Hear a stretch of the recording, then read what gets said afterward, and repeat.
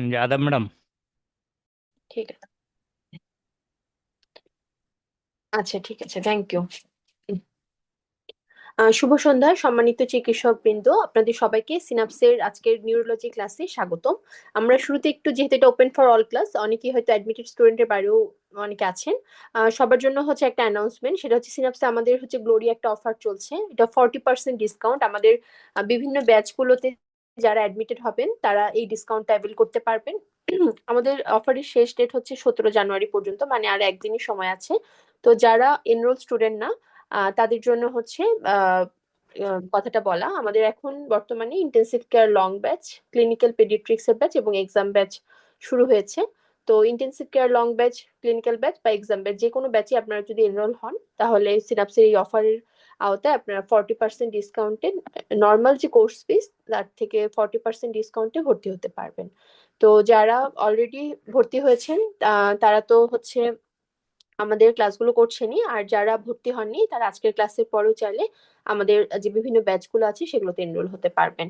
তো আমি শুরু করি আমাদের ক্লাসটা। আমাদের আজকের টপিকস হচ্ছে নিউরোলজি, পেডিয়াট্রিক্স পার্ট ওয়ানে ক্লিনিক্যালের যে টপিকস গুলো খুব গুরুত্বপূর্ণ তার মধ্যে নিউরোলজিটা অন্যতম। এখান থেকে দেখা যায় ক্লিনিক্যাল নিউরোঅ্যানাটমি, তারপর নিউরোফিজিওলজি এবং হচ্ছে ক্লিনিক্যাল নিউরোলজি, এই তিনটার একটা খুব ভালো অ্যামাউন্টে প্রশ্ন আসে তিনটা টপিকস থেকে। এবং যদি এখন না, যেহেতু একসাথে পরীক্ষা হয়, অ্যানাটমি ফিজিওলজি আলাদা করে পরীক্ষা হয় না, part one part paper one paper two করে একসাথে তিনটা পরীক্ষা হয়। এই জন্য হয়তো আপনারা আলাদা করে ডিফারেন্সিয়েট করতে পারবেন না, কিন্তু আমরা যখন পরীক্ষা দিতাম তখন দেখতাম যে নিউরো অ্যানাটমি থেকে অ্যানাটমি পার্টে, তারপর নিউরো ফিজিওলজি থেকে ফিজিওলজি পার্টে, আর হচ্ছে ক্লিনিক্যাল নিউরোলজি থেকে হচ্ছে নিউরোলজিতে অনেকগুলো প্রশ্ন আসতো। মানে সব মিলে এখান থেকে আপনি 8-10টার মতো প্রশ্ন পেয়ে যাবেন অ্যাজ এ হোল। তো এই জন্য খুব ভালো একটা কনসেপশন নিউরোলজি থাকতে হবে। যারা হচ্ছে একেবারেই ফ্রেশার্স, নতুন করে শুরু করছেন, তাদেরকে আমি বলবো যে নিউরোলজি ক্লিনিক্যাল পার্টটা পড়ার আগে আপনারা অবশ্যই নিউরো অ্যানাটমি এবং নিউরোফিজিওলজিটা ভালো করে বুঝে পড়ে তারপর কনসেপশন ক্লিয়ার করে ক্লাসটা করবেন। এতে যেটা হবে যে বিভিন্ন ধরনের যে নিউরো অ্যানাটমির পার্টস গুলো আছে, যেমন বেসাল গ্যাংলিয়া কি, এটা ফাংশন কি, সেরেবেলাম, সেরেব্রাল কর্টেক্স, কোনটায় কোন ট্র্যাক্ট গুলো থাকে, কোনটা দিয়ে কি যায়, এবং কোথায় লেশন হলে কি হবে, এই জিনিসগুলো যদি আপনার একটা ভালো ধারণা থাকে তাহলে নিউরোলজি ক্লাসটা করতে বুঝতে আপনাদের সুবিধা হবে। সাথে আমাদের বিভিন্ন ধরনের যে ডিজিজ গুলো আছে, যেমন মেনিনজাইটিস, তারপর হচ্ছে জিবিএস, ট্রান্সভার্স মাইলাইটিস, এগুলো ভালো একটা আহ, ধারণার জন্য আপনাদেরকে হচ্ছে মানে অ্যানাটমির এবং হচ্ছে ফিজিওলজির ভালো নলেজ থাকতে হবে। হ্যাঁ, মেনিনজেস যে ইনফ্লামেশন হচ্ছে, তাহলে মেনিনজেসের কি কি লেয়ার্স আছে, সিএসএফ এর সার্কুলেশনটা কেমন, এই প্রত্যেকটা জিনিস সম্পর্কে একটা ভালো ধারণা থাকলে আপনি নিউরোলজিটা ভালো করে বুঝতে পারবেন। আর যারা হয়তো অলরেডি বেসিকের, আমাদের অ্যাডমিটেড স্টুডেন্টরা বেসিকের ক্লাস করেছেন বা আগে হয়তো ক্লাস করেছেন, তাদের জন্য আশা করি বুঝতে সুবিধা হবে। এরপর যারা একেবারে ফ্রেশার্স আছেন, যদি আপনাদের কোনো জায়গায় বুঝতে সমস্যা হয় যে অ্যানাটমি বা ফিজিওলজিটা বুঝতে পারছেন না, সেক্ষেত্রে আপনারা আমাকে প্রশ্ন করতে পারেন। তো আমরা ক্লাসটা শুরু করি। খুবই গুরুত্বপূর্ণ এবং খুবই ইম্পর্টেন্ট একটা টপিক এটা। তো সবাইকে আমাদের আজকের ক্লাসে স্বাগত। আমি শুরুতে একটু নিজের পরিচয় দিই। আমি ডক্টর তিথি ধর, বর্তমানে অ্যাসিস্ট্যান্ট রেজিস্ট্রার হিসেবে ময়মনসিংহ মেডিকেলে পেডিয়াট্রিক্সে কর্মরত আছি এবং সিনাপসে আপনাদের পেডিয়াট্রিক্সের মেন্টর এবং কোঅর্ডিনেটর। আচ্ছা, আমাদের আমরা হচ্ছে নিউরোলজির জন্য বেসিক্যালি আবিদ হোসেন মোল্লা স্যারের 6th এডিশন বইটা ফলো করব। এখান থেকে আমাদের পার্ট ওয়ানের সব প্রশ্ন এসে থাকে। আর সাথে যদি এক্সট্রা কিছু ইম্পর্টেন্ট টপিকস আছে যেগুলো আমি আজকের ক্লাসে অ্যাড করে দিয়েছি, এগুলো আপনারা ক্লাস শেষে যারা অ্যাডমিটেড স্টুডেন্ট তারা পিডিএফটা পেয়ে যাবেন। তো ওখান থেকে আপনারা এক্সট্রা টপিকস গুলো পড়ে নিতে পারবেন। আচ্ছা, প্রথমে আমাদের যে টপিকসটা নিয়ে আলোচনা করা হয়েছে আবিদ হোসেন মোল্লা স্যারের বই নিউরোলজিতে, সেটা হচ্ছে সেইজার, হ্যাঁ, কনভালশন। তা সেইজারকে আসলে খুব সহজ করে মনে রাখতে যদি চাই, যে এটা একটা আমাদের ব্রেনের যে ব্রেন ফাংশন আছে, ব্রেন ফাংশনে যদি কোনো একটা ডিস্টারবেন্স হয়, এটা ট্রানজিয়েন্ট সাডেন একটা ডিস্টারবেন্সের কারণে পেশেন্ট যদি আমাদের কাছে ইনভলেন্টারি কোনো মোটর সেন্সরি অটোনমিক একটা সিমটম নিয়ে প্রেজেন্ট করে এবং তার যে সেন্সোরিয়ামটা আছে এটা অল্টার্ড হয় অথবা কনসাসনেস লস হয়ে যায়, তখন সেটাকে আমরা সেইজার্স বলছি। ঠিক আছে? তাহলে কনভালশন হতে পারে আমাদের, এটা কি, এটা ব্রেনের একটা ডিসফাংশনের জন্য হচ্ছে। ঠিক আছে? এটা হচ্ছে কেন, যে ব্রেনের কোনো একটা ডিসফাংশনের জন্য, আন্ডারলাইং ব্রেন ফাংশনের কোনো একটা সমস্যা, ডিস্টারবেন্সের জন্য হচ্ছে। এটা এটা হতে পারে যে সাডেন ট্রানজিয়েন্ট পিরিয়ডে হতে পারে, একটা লং ব্রিফ পিরিয়ড ধরে হতে পারে। এবং এই সময় দেখা যায় যে পেশেন্টের যে কনসাস লেভেলটা সেটা অল্টারেশন হয়ে যাচ্ছে। মানে কখনো কখনো দেখা যায় কোনো কোনো পেশেন্ট আনকনসাসও হয়ে যেতে পারে। ঠিক আছে? এখন এই সেইজার বা কনভালশনটা হতে পারে ফোকাল, হতে পারে জেনারেলিস্ট। ফোকাল মানে বডির কোনো একটা পার্টসে, লাইক কোনো একটা লিম্বে হচ্ছে, অথবা শুধুমাত্র মাউথ এরিয়াতে হচ্ছে, ঠিক আছে, কোনো একটা পার্টসে হলে সেটা ফোকাল। আর যদি হোল বডিতে হয়, মানে বোথ সাইডে হোল বডি ইনভলভ হয়, সম্পূর্ণ বডিতেই এই মুভমেন্টটা হচ্ছে, টান অ্যাবনর্মাল মুভমেন্টস হচ্ছে, তখন সেটাকে আমরা বলি জেনারেলাইজড। ঠিক আছে, তাহলে কনভালশন হতে পারে ফোকাল অথবা জেনারেলাইজড। আচ্ছা, এরপরে আমরা আসি যে আমাদের এই যে সিজার, এটাকে আমরা আসলে ব্রিফলি দুটো ভাগে ভাগ করি শর্টলি। ঠিক আছে, একটা হতে পারে যে প্রোভোকড সিজার, যেটা কোনো একটা প্রোভোকেশনের কারণে তার কনভালশন বা সিজার হচ্ছে। আরেকটা হতে পারে আনপ্রোভোকড। তো প্রোভোকড যে সিজারটা, এটা ফিভারের সাথে অ্যাসোসিয়েটেড থাকতে পারে অথবা ফিভার ছাড়াও হতে পারে। তো এইটাতে আমরা ব্রডলি ভাগ করি যে একটা হচ্ছে প্রোভোকড সিজার, আর একটা হচ্ছে আনপ্রোভোকড সিজার। প্রোভোক যে সিজার, এটার কজগুলো কি কি? যেমন ফেব্রাইল কনভালশন খুব কমন এবং মোস্ট ইম্পর্টেন্ট একটা ডিজিজ হচ্ছে ফেব্রাইল কনভালশন। আমরা নিউ পেডিয়াট্রিক এজ গ্রুপে যেইটা সবচেয়ে বেশি পাই, হ্যাঁ, যে একটা বাচ্চা জ্বর খিঁচুনি নিয়ে আসলো, তাহলে তার মোস্ট কমন কজ হচ্ছে ফেব্রাইল কনভালশন বা ফেব্রাইল সিজার। এছাড়া হতে পারে মেনিনজাইটিস অর এনকেফালাইটিস, ইকসল মানে ইন্ট্রাক্রেনিয়াল স্পেস অকুপাইং লেশন, হতে পারে ট্রমার কারণে, কোনো একটা ডিস ইলেকট্রোলাইটিমিয়া মানে ইলেকট্রোলাইট ইমব্যালেন্সের কারণে, অথবা কোনো মেটাবলিক অ্যাবনর্মালিটিস এর কারণে বাচ্চার কনভালশন হতে পারে। ঠিক আছে, মানে কনভালশন বা সিজারটা কিন্তু একটা অনেক ব্রড টার্ম, অনেক কিছুর কারণে আমাদের কনভালশন হতে পারে। বাট আমরা গ্রসলি ভাগ করবো যেটা প্রোভোকড কোনো একটা কজ, আন্ডারলাইন কোনো কজের জন্য হচ্ছে, অথবা কজ ছাড়াই হচ্ছে। আন্ডারলাইন কজের মধ্যে কি হতে পারে, যে ফেব্রাইল কনভালশন, যে জ্বরের সাথে খিঁচুনি, সাধারণ জ্বর খিঁচুনি যেটা আমরা বলি। মেনিনজাইটিস মানে মেনিনজেসের ইনফ্লামেশন বা ইনফেকশনের কারণে। এনকেফালাইটিস মানে ব্রেন প্যারেনকাইমাতে কোনো একটা ইনফেকশন বা ইনফ্লামেশন হয়েছে তার জন্য। ইকসল মানে ইন্ট্রাক্রেনিয়াল স্পেস অকুপাইং লেশন, আমার ব্রেনের মধ্যে কোনো একটা স্পেস অকুপাইং লেশন মানে টিউমার আছে, অথবা কোনো একটা অ্যাবসিস হয়েছে, কোনো একটা ইফিউশন হয়েছে, সেটার কারণে কনভালশন হতে পারে। কোনো একটা হেড ইনজুরি হলো, মাথায় সে আঘাত পেলো, সেখান থেকে তার খিঁচুনি হচ্ছে, তাহলে ট্রমার কারণে কনভালশন হতে পারে। ইলেকট্রোলাইট ইমব্যালেন্স হতে পারে, হাইপোনাট্রিমিয়া মানে সোডিয়াম কমে গেছে, অথবা সোডিয়াম বেড়ে যাওয়ার কারণে, ক্যালসিয়াম কমে যাওয়ার কারণেও কনভালশন হয়, ম্যাগনেসিয়াম কমে যাওয়ার কারণে কনভালশন হয়, তাহলে ইলেকট্রোলাইট ইমব্যালেন্সের কারণে কনভালশন হতে পারে। আর কিছু আছে মেটাবলিক অ্যাবনর্মালিটিস, কিছু মেটাবলিক ডিসঅর্ডারেও কনভালশন হয়। তার মধ্যে একটা খুব ইম্পর্টেন্ট হচ্ছে যে পাইরিডক্সিন ডেফিসিয়েন্সি বা ডিপেন্ডেন্সি। ঠিক আছে, তারপর কিছু নিউরো মেটাবলিক ডিসঅর্ডার আছে, যেগুলোতে হচ্ছে দেখা যায় যে পেশেন্টটা আমাদের কাছে খিঁচুনি কনভালশন নিয়ে আসে। ঠিক আছে, এগুলো হচ্ছে প্রোভোকড কজ, মানে এগুলো একটা আন্ডারলাইন কজ আছে বা রিস্ক ফ্যাক্টরস আছে। আর কিছু আছে আনপ্রোভোকড, হ্যাঁ, আনপ্রোভোকড মানে কোনো আন্ডারলাইন কজ বা কোনো প্রোভোকেশন নেই, কিন্তু তারপরে বাচ্চাটার একটা কনভালশন নিয়ে আমাদের কাছে এসেছে। এটা যদি দুইবারও তার বেশি হয়, তখন আমরা সেটাকে ইপিলেপসি বলি, যেটা বাংলা হচ্ছে বলে মির্গি রোগ, হ্যাঁ, বা মির্গি রোগ বা মির্গি খিঁচুনি, সেটা। তাহলে আমাদের এভাবে আমরা দুটো ভাগ করতে পারি। এখন আসি যেটা আমাদের পরীক্ষার জন্য খুব গুরুত্বপূর্ণ, সেটা হচ্ছে যে কনভালশন যে সেইজার আছে, সেটা যদি ফিভারের সাথে আসে, তাহলে সেটা কি কি কজে হতে পারে, সেইজার নট অ্যাসোসিয়েটেড উইথ ফিভার কি কি কজে হতে পারে। ঠিক আছে, তাহলে এইটা আমাদের পরীক্ষার জন্য এসবি এবং এসিকিউর জন্য খুব গুরুত্বপূর্ণ, যে ফিভার উইথ কনভালশন। হয়তো আপনাকে একটা পরীক্ষায় প্রশ্ন দেওয়া থাকলো এমসিকিউতে, যে ফিভার উইথ কনভালশন, অর্থাৎ what are the causes with fever with convulsion, কি কি কারণে হতে পারে, অথবা causes of fever without convulsion. তাহলে এখানে আপনার এই ছকটা খুব ভালো করে মুখস্থ থাকতে হবে। কি কি কজে হতে পারে ফিভার উইথ কনভালশন? একটা খুব কমন, যেটা মোস্ট ইম্পর্টেন্ট এবং মোস্ট কমন কজ হচ্ছে, এটা এসবি এর জন্য গুরুত্বপূর্ণ, মোস্ট কমন এবং ইম্পর্টেন্ট কজ হচ্ছে ফেব্রাইল কনভালশন। আমরা যেগুলো বাচ্চা পাই মোস্ট অফ দেই থাকে ফেব্রাইল কনভালশন। এছাড়া কি হতে পারে, মেনিনজাইটিস। তো মেনিনজাইটিসের আবার যে অর্গানিজম দিয়ে হচ্ছে তার উপর বেসিস করে আলাদা আলাদা ভাবে নামকরণ করা হয়। যেমন হচ্ছে যদি ব্যাকটেরিয়া দিয়ে হয় তাহলে ব্যাকটেরিয়াল বা পায়োজেনিক মেনিনজাইটিস, যদি ভাইরাস দিয়ে হয় তাহলে ভাইরাল মেনিনজাইটিস। এখন যদিও কম, বাট ম্যালেরিয়া থেকে যদি ব্রেন ইনভলভমেন্ট হয় তাহলে সেক্ষেত্রে সেরেব্রাল ম্যালেরিয়া নিয়ে আসতে পারে পেশেন্ট, মানে সেক্ষেত্রে জ্বরের সাথে খিঁচুনিটা হয়, মানে জ্বর থাকে তারপর বাচ্চার খিঁচুনি হয়। তারপরে এনকেফালাইটিস। এনকেফালাইটিসটা কি, এখানে হচ্ছে আমার ব্রেন প্যারেনকাইমাতে কোনো একটা ভাইরাল ইনফেকশন হওয়ার কারণে বাচ্চা আমাদের কাছে কনভালশন নিয়ে আসবে, তাহলে এনকেফালাইটিস। তারপর হতে পারে টিউবারকুলার মেনিনজাইটিস। ঠিক আছে, তারপর হতে পারে কি, যে টিউবারকুলার মেনিনজাইটিস। টিউবারকুলার মেনিনজাইটিসের ক্ষেত্রে কি হয়, টিউবারকুলার মেনিনজাইটিসে দেখা যায় যে বাচ্চাদের হয়তো একটা প্রাইমারি ফোকাস অফ ইনফেকশন থাকে, যে কোনো বাচ্চার হয়তো আগে কোনো টিবি অসুখ হয়েছিল, অথবা টিবি এক্সপোজার হয়েছে কিন্তু ডিজিজ হয়নি, পরবর্তীতে তার এটা ব্রেনে পর্যন্ত গিয়ে পরবর্তীতে লং টার্ম থেকে বাচ্চা হয়তো কিছুদিন থেকে জ্বর কাশি এরকম হচ্ছে হতে, এরপর একটা লং টাইম ডিউরেশন পরে পেশেন্ট দেখা যাচ্ছে আমাদের কাছে জ্বরের সাথে কনভালশন নিয়ে আসছে। তো এটা টিউবারকুলার মেনিনজাইটিস এর হিস্ট্রি থাকে এরকম। অথবা হতে পারে একটা বাচ্চা হাই গ্রেড ফিভার, অনেক জ্বর সাথে কনভালশন, তাহলে এটা হতে ডিডি হতে পারে সেরেব্রাল অ্যাবসিস। তাহলে সিজার্স অ্যাসোসিয়েটেড উইথ ফিভার, জ্বরের সাথে খিঁচুনির কি কি কজ হতে পারে? ফেব্রাল কনভালশন, মেনিনজাইটিস, তারপর cerebral malaria, viral encephalitis, tubercular meningitis এবং হচ্ছে সেরেব্রাল অ্যাবসিস। এছাড়া আরেক ধরনের আমি কি বললাম যে seizures not associated with fever, বাচ্চার খিঁচুনি হচ্ছে কিন্তু সাথে অ্যাসোসিয়েটেড কোনো ফিভারের হিস্ট্রি নেই। হ্যাঁ, এবং এটা প্রথমবার, ফার্স্ট টাইম অথবা সেকেন্ড অ্যাটাক। আনপ্রোভোকড এর মধ্যে যেটা আমরা ইপিলেপসির এই ক্যাটাগরিতে পড়ছে না, ঠিক আছে, ফার্স্ট অ্যাটাকে নিয়ে হয়তো এসেছে। তাহলে সেক্ষেত্রে কি কি আসতে পারে? যদি আনপ্রোভোকড হয়, 2 or more হয়, তাহলে সেক্ষেত্রে তো আমাদের একটা আসছে ইপিলেপসি। ঠিক আছে, এছাড়া কি কি হতে পারে? এছাড়া হতে পারে কোনো একটা এনক্যাফালোপ্যাথি থেকে, যে ব্রেন ড্যামেজ হয়েছে।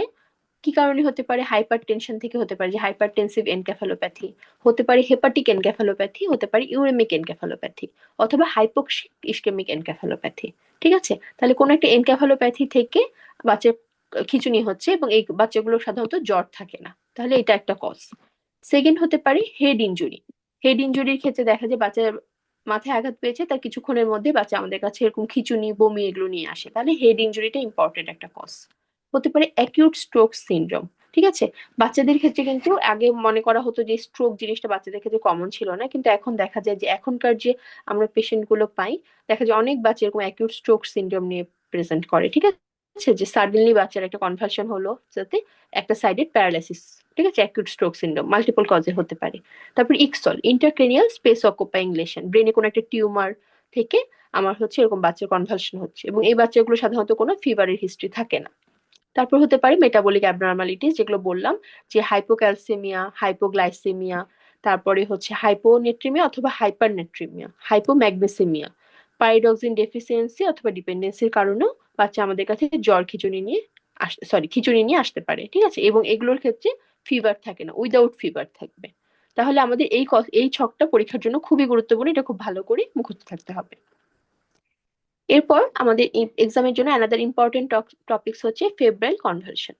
ফেব্রাইল কনভালশনটা কি? নামের মধ্যেই আছে, ফিভার উইথ কনভালশন। ঠিক আছে, তাহলে এখানে কিছু ক্রাইটেরিয়া আছে। ফেব্রাইল কনভালশন কিন্তু আমরা সব ধরনের জ্বর খিঁচুনিকে কিন্তু ফেব্রাইল কনভালশন বলবো না। কি কি ক্রাইটেরিয়ার মধ্যে পড়লে আমরা ফেব্রাইল কনভালশন বলবো? প্রথম হচ্ছে বয়সটা। বয়স হবে হচ্ছে 6 মাস থেকে শুরু করে 60 মাস। হ্যাঁ, 6 মাসের নিচে, 60 মাসের উপরে আমরা কিন্তু ইউজুয়ালি ফেব্রাইল কনভালশন বলবো না। প্রথম, তাহলে এর এজ রেঞ্জটা মনে রাখতে হবে কি, 6 মাস থেকে 60 মাস, মানে 6 মাস থেকে 5 বছর। সাধারণত দেখা যায় বাচ্চাগুলোর জ্বর থাকে 38 ডিগ্রি, মানে 100.4 এরকম বা তার বেশি, এবং জ্বরের সাথে অ্যাসোসিয়েটেড কিন্তু সিএনএস ইনফেকশনের কোনো হিস্ট্রি নাই, কোনো মেটাবলিক অ্যাবনর্মালিটিস নাই, এবং দেখা যায় প্রিভিয়াসলি বাচ্চার কোনো অ্যাফেব্রাল কনভালশনেরও হিস্ট্রি নেই। ঠিক আছে, প্রথমবার জ্বর হয়েছে, জ্বরের সাথে খিঁচুনি, এবং বয়সটা হচ্ছে 6 মাস থেকে 60 মাসের মধ্যে, তাহলে ফেব্রাইল কনভালশন একটা আমাদের ডায়াগনোসিস আসবে।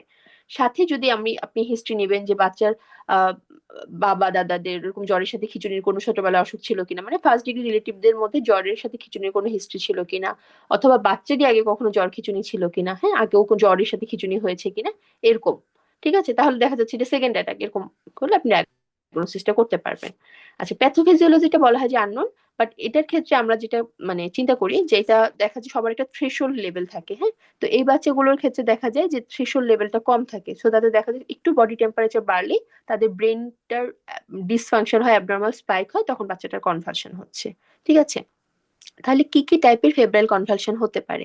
একটা হতে পারে সিম্পল, একটা হতে পারে হচ্ছে অ্যাটিপিক্যাল বা কমপ্লেক্স, একটা হতে পারে স্ট্যাটাস ইপিলেপটিকাস, আর একটা হতে পারে ফেব্রাইল সিজার প্লাস। আচ্ছা, এই ক্রাইটেরিয়া গুলো খুব গুরুত্বপূর্ণ পরীক্ষার জন্য, যে কোনটাকে আমরা কি ধরনের বলবো। সিম্পল মানে হচ্ছে সহজ কথায় বলতে যে একদম প্লেন। এই ধরনের বাচ্চাদের কি থাকে, 15 মিনিটের কম খিঁচুনি থাকে। হ্যাঁ, 15 মিনিটের কম খিঁচুনিটা থাকবে। সাধারণত নেচারটা হবে কি generalise tonic clonic. Generalise tonic clonic মানে কি হোল বডিতে হবে, জেনারেলাইজ মানে হচ্ছে হোল বডিতেই কনভার্সন হচ্ছে। ঠিক আছে, এবং টোনিক ক্লোনিক মুভমেন্ট হয়, সাথে 24 ঘন্টায় একবার হবে। এই চারটা ক্রাইটেরিয়া, তাহলে 15 মিনিটের কম হবে, জেনারেলাইজ মানে সম্পূর্ণ শরীর জুড়ে হবে, এবং 24 ঘন্টায় একবারই হবে, তাহলে সেটা হচ্ছে সিম্পল ফেব্রাইল কনভালশন। এরপর হতে পারে কি কমপ্লেক্স ফেব্রাইল কনভালশন, এটা একটাকে বলা হয় অ্যাটিপিক্যাল। এক্ষেত্রে জ্বরটা 15 মিনিট, খিচুড়িটা 15 মিনিটও হতে পারে বা তার বেশি হতে পারে। এটা ইউজুয়ালি ফোকাল হয়। ফোকাল বলতে একটা হাতে হচ্ছে অথবা একটা পায়ে হচ্ছে অথবা শুধুমাত্র মাউথ এরিয়াতে লিপ স্ম্যাকিং হচ্ছে। হ্যাঁ, এবং 24 ঘন্টার মধ্যে রিকারেন্স হতে পারে। এটা হচ্ছে আমাদের কমপ্লেক্স অথবা অ্যাটিপিক্যাল ফেব্রাইল কনভালশন। এরপরে আছে হচ্ছে ফেব্রাইল স্ট্যাটাস ইপিলেপ্টিকাস। স্ট্যাটাস ইপিলেপ্টিকাস কথা অর্থ হচ্ছে যে কন্টিনিউয়াস। হ্যাঁ, স্ট্যাটাস ইপিলেপ্টিকাস কথাটার হচ্ছে কন্টিনিউয়াস কনভালশন। ঠিক আছে, তার মানে এটা 15 মিনিট বা তার বেশিক্ষণ ধরে কনভালশন হবে। এটা ফোকালও হতে পারে এবং জেনারেলাইজডও হতে পারে। ঠিক আছে, মানে ফোকালও এরিয়াতে একটা সিঙ্গেল এরিয়াতে হতে পারে অথবা জেনারেলাইজড কনভালশন হতে পারে। এবং বলা হয় যে এই 30 মিনিট বা তার বেশি সময় যে কনভালশন হচ্ছে এর মধ্যে কোনো কনসাসনেসটা রিগেইন হবে না, মানে টানা হতে থাকবে। ঠিক আছে, এমন না যে 1-2 মিনিট হলো হয়ে ভালো হয়ে গেল আবার কতক্ষণ পরে হলো, এরকম না, মানে টানা 30 মিনিট থেকে টানা কনভালশন হচ্ছে, এটাকে আমরা স্ট্যাটাস ইপিলেপ্টিকাস বলি। আরেকটা কনভালশন হতে পারে যে ফেব্রাইল সিজার প্লাস। সেটা হচ্ছে যে 5 বছরের উপরেও যদি আমাদের এজ রেঞ্জ, সাধারণত আমরা কি বললাম যে 6 মাস থেকে শুরু করে 60 মাস পর্যন্ত, তাই না বয়স রেঞ্জটা। তো 60 মাস বা 5 বছরের পরেও যদি কোনো বাচ্চার কনভালশনটা পারসিস্ট করে, ফেব্রাইল কনভালশনটা পারসিস্ট করে, তখন সেটা ফেব্রাইল সিজার প্লাস বলে। এটা কিন্তু একটু চেঞ্জ হয়েছে। যারা আগের আবিদ হোসেন মোল্লা স্যারের 5th এডিশন পড়েছেন তারা হয়তো জানেন, আগে বলা হতো যে 24 ঘন্টায় রিকার করলে সেটাকে ফেব্রাইল কনভালশন প্লাস। কিন্তু এখন এটা টোটালি চেঞ্জ করেছে এই ক্লাসিফিকেশনটা, এবং এটা নেলসন থেকে নেওয়া হয়েছে। যে যদি একটা বাচ্চার 5 বছরের পরেও, হ্যাঁ, একটা বাচ্চা হয়তো ফেব্রাইল কনভালশন ছিল, যেটা সাধারণত আমরা বলি মা বাবাকে কাউন্সিলিং এর সময় যে 5 বছরের মধ্যে কনভালশনটা ভালো হয়ে যাবে। কিন্তু কোনো কারণে যদি 5 বছর পরেও কনভালশনটা পারসিস্ট করে, ফেব্রাইল কনভালশনটা, তখন সেটাকে ফেব্রাইল সিজার প্লাস বলছে। ঠিক আছে, তাহলে বাকি ক্লাসিফিকেশনটা আগের মতো ঠিকই আছে, শুধু এই 4 নাম্বারটা চেঞ্জ হয়েছে, নতুন বই এটা ঠিক করা হয়েছে। এরপর আমরা আসি, এটা আবার অ্যাজ এ হোল ক্যারেক্টারিস্টিক্স বলা হয়েছে যে সিম্পল ফেব্রাইল কনভালশনে কি কি ক্যারেক্টারিস্টিক্স থাকে। এটা পরীক্ষায় এমসিকিউ এবং এসবি এর জন্য খুব গুরুত্বপূর্ণ, এটা আপনারা স্টার্ট দিয়ে রাখেন। এটা পরীক্ষায় অনেক সময় এমসিকিউ আকারে আসে। প্রথম কথা হচ্ছে বয়সটা 6 মাস থেকে 60 মাসের মধ্যে হবে, এবং পিক এজ বলা হয় 14 থেকে 18 মাস। হ্যাঁ, এই বয়সী বাচ্চাদের দিয়ে আমরা বেশি ফেব্রাইল কনভালশন পাই। এটা হয় মোস্টলি জেনারেলাইজড, সাধারণত 24 ঘন্টা একবার হবে, কয়েক সেকেন্ড থেকে শুরু করে কয়েক মিনিট, কিন্তু এটা কখনোই 15 মিনিটের বেশি এক্সিড করবে না যদি সিম্পল হয়। এবং সাধারণত দেখা যায় পোস্ট ইকট্রাল ফেজে বাচ্চা একেবারে ভালো থাকে, মানে কনভালশন শেষ হয়ে যাওয়ার পরে বাচ্চার আর কোনো ড্রাউজিনেস, লেথার্জি এরকম কিছু থাকে না, বাচ্চা একেবারে পুরোপুরি সুস্থ। ঠিক আছে, তারপরে হচ্ছে absence of signs of meningitis, মানে মেনিনজাইটিসের কিছু সাইন সিমটম আমরা পড়বো পরবর্তীতে। এই যে সাইন অফ মেনিনজাইটিস গুলো, এগুলোই বাচ্চাদের থাকবে না, লাইক বালজ ফ্রন্টানেলি, নেক স্টিফনেস, স্টুপর বা ইরিটেবিলিটি, বা Kernig sign positive, Brudzinski sign positive, এগুলো আমরা পরবর্তীতে পড়বো। তো এই যে সাইন অফ মেনিনজাইটিস বা মেনিনজাল ইরিটেশন যে সাইন সিমটম গুলো, এগুলো কিন্তু ফেব্রাইল কনভালশনের বাচ্চাগুলো থাকবে না, কোনো নিউরো ডেফিসিট থাকবে না। হ্যাঁ, মানে খিঁচুনি হয়ে যখন বাচ্চাটা খিঁচুনিটা শেষ হয়ে গেল তারপরে বাচ্চা একেবারে পুরোপুরি সুস্থ। আছে না যে নিউরো ডেফিসিট থাকে, যেমন কোন একটা একপাশে প্যারালাইসিস হয়ে গেছে, হেমিপ্যারালাইসিস বা প্যারাপ্লেজিয়া আছে, বা বাচ্চা খুব ড্রাউজি, একেবারে পোস্ট ইকটাল ফেজে বাচ্চা মানে লেথার্জিক হয়ে আছে, কোমাটোজ হয়ে গেছে, স্টুপোরাস হয়ে আছে, এরকম কোনো কিছু নেই। হ্যাঁ, বাচ্চা মোটামুটি ভালো সুস্থ বলা যায়। এবং হচ্ছে সাথে যদি ফ্যামিলিতে এরকম ফেব্রাইল কনভালশনের হিস্ট্রি থাকে, তাহলে এগুলা হচ্ছে আমাদের সিম্পল ফেব্রাইল কনভালশন হিসেবে আমরা ডায়াগনোসিস করতে পারি।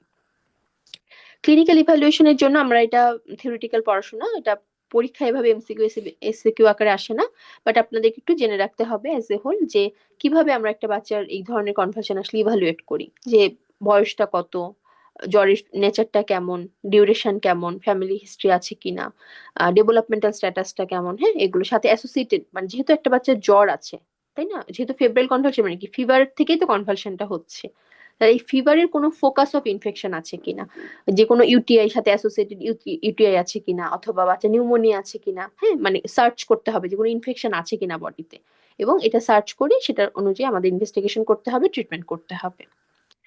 আচ্ছা, ফিজিওলজি মানে ফিজিক্যাল এক্সামিনেশনে বাচ্চাটার লেভেল অফ কনসাসনেস দেখি। যেটা আমি বললাম যে যে বাচ্চাগুলো ফেব্রাইল কনভালশন থাকে তাদের ক্ষেত্রে দেখা যায় লেভেল অফ কনসাসনেসটা নর্মাল থাকে, মানে জিসিএসটা আমার 15/15 থাকবে পোস্ট ইকটাল ফেজে। কিন্তু যেটাই যদি মেনিনজাইটিস হয় বা অন্য কোনো কারণে কনভালশন হয়, তখন দেখা যায় যে জিসিএস এদের কম থাকে বা বাচ্চাগুলো অল্টার সেন্সোরিয়াম থাকে। আচ্ছা, এরপরে ম্যানেজ করার জন্য আমরা কি করি, আমরা এয়ারওয়ে ব্রিদিং সার্কুলেশন মেনটেন করি বাচ্চাদের। তারপর জ্বরের জন্য আমরা হচ্ছে কি কি দেই, এগুলো পরবর্তীতে আলোচনা করা আছে, এগুলো পরীক্ষার জন্য গুরুত্বপূর্ণ না, বাট আপনাদেরকে একটু জানা থাকতে হবে যে যখন আমরা ফিজিক্যাল এক্সামিনেশন করব প্রথমে আমরা বাচ্চাটা জিসিএস দেখবো। এরপরে হচ্ছে এয়ারওয়ে ব্রিদিং সার্কুলেশনটা দেখবো যেটা ঠিক আছে কিনা। হ্যাঁ, যেমন অনেক বাচ্চা দেখা যায় যে খিঁচুনির সময় শ্বাসকষ্ট হয়, হ্যাঁ, যদি সাথে অ্যাসোসিয়েটেড নিউমোনিয়া থাকে তাহলে তার অক্সিজেন দিতে হবে, হ্যাঁ, ব্রিদিংটা মেনটেন করতে হবে। যদি বাচ্চার কোনো আহ দেখা যায় যে বাচ্চা ডিহাইড্রেটেড, হ্যাঁ, তাহলে সেক্ষেত্রে বাচ্চা সার্কুলেশন মেনটেন করতে হবে। ফ্রন্টানেলটা দেখতে হবে যে কোনো সাইন অফ মেনিনজাইটিস গুলো আছে কিনা, সেটা এক্সক্লুড করতে হবে। ওএফসি দেখতে হয় অনেক বাচ্চাদের ক্ষেত্রে, যে যদি কোনো কারণে মনে হয় যে বাচ্চা সিপির বাচ্চা, তার কনভার্সন হচ্ছে, তাহলে সেক্ষেত্রে ওয়েবসাইটটা দেখে ফেলতে হয়। ক্রেনিয়াল নার্ভ যদি কোনো মনে হয় যে পলসি আছে, তাহলে ক্রেনিয়াল নার্ভ এক্সামিনেশন করতে হবে। মাসেল টোনটা দেখতে হয়, সাধারণত দেখা যায় যে কনভার্সনের বাচ্চাদের মাসেল টোন বেশি থাকে, তাহলে একটু মাসেল টোনটা দেখতে হবে। হ্যাঁ, অ্যাসোসিয়েটেড কোনো ইনফেকশনের ফিচার্স আছে কিনা, লাইক কানে কোনো ইনফেকশন যদি থাকে, অটাইটিস মিডিয়া আছে কিনা, টনসিলাইটিস আছে কিনা, লাংসটা একটু অস্কালটেট করে দেখতে হবে যে নিউমোনিয়ার কোনো সাইন সিমটম আছে কিনা, ইউটিআই হিস্ট্রি নিতে হবে। ঠিক আছে, ভাইরাল ইনফেকশন থেকেও হতে পারে, তাহলে ভাইরাল কোনো জেনথেমা আছে কিনা বডিতে, ভাইরাল র্যাশ আছে কিনা, এটা দেখতে হবে এক্সামিনেশনে। ডায়াগনোসিসটা বেসিক্যালি ফেব্রাইল কনভার্সনের ডায়াগনোসিস হচ্ছে ক্লিনিক্যাল। আমরা ফেব্রাইল কনভার্সন আর মেনিনজাইটিস যেহেতু খুব কাছাকাছি আসে, তাহলে মেনিনজাইটিসের সাইন সিমটম গুলোকে এক্সক্লুড করলে আমরা বুঝতে পারবো যেটা ফেব্রাইল কনভার্সন। ঠিক আছে, তাহলে ক্লিনিক্যাল ফিচার এবং সাথে হচ্ছে মেনিনজাইটিসের কোনো সাইন সিমটম নাই, এভাবে আমরা ডায়াগনোসিসটা করব। আর কিছু কিছু ক্ষেত্রে দেখা যায় যে সিএসএফ স্টাডি করা হয়, যে যদি কোনো কনফিউশন থাকে সেক্ষেত্রে আমরা সিএসএফ স্টাডি করে এক্সক্লুড করি আর কি। আচ্ছা, ইনভেস্টিগেশনের জন্য আমরা কি কি করব? ফেব্রাইল কনভালশনের ক্ষেত্রে আমরা আসলে যেহেতু ইনফেকশন, কোন একটা ইনফেকশন থাকতে পারে বডিতে, সোর্স অফ ইনফেকশনটা খোঁজার জন্য কিছু ইনভেস্টিগেশন করি। যেমন চেস্ট এক্সরে করা হয়, blood CBC PBF blood culture করা হয় অনেক সময়। যদি মনে করি যে টনসিলাইটিস আছে, ফ্যারিনজাইটিস আছে, সেক্ষেত্রে থ্রোট সোপ কালচার করতে হবে। ইউরিনারি কোনো কমপ্লেন থাকলে ইউরিনারি সিএস করতে হবে। মেটাবলিক কোনো অ্যাবনর্মালিটিস আছে কিনা এটা এক্সক্লুড করার জন্য সেরাম ইলেকট্রোলাইট, ক্যালসিয়াম, ব্লাড গ্লুকোজ এগুলো দেখা হয়। আর ইজি সাধারণত ফেব্রাইল কনভার্সনে করা হয় না।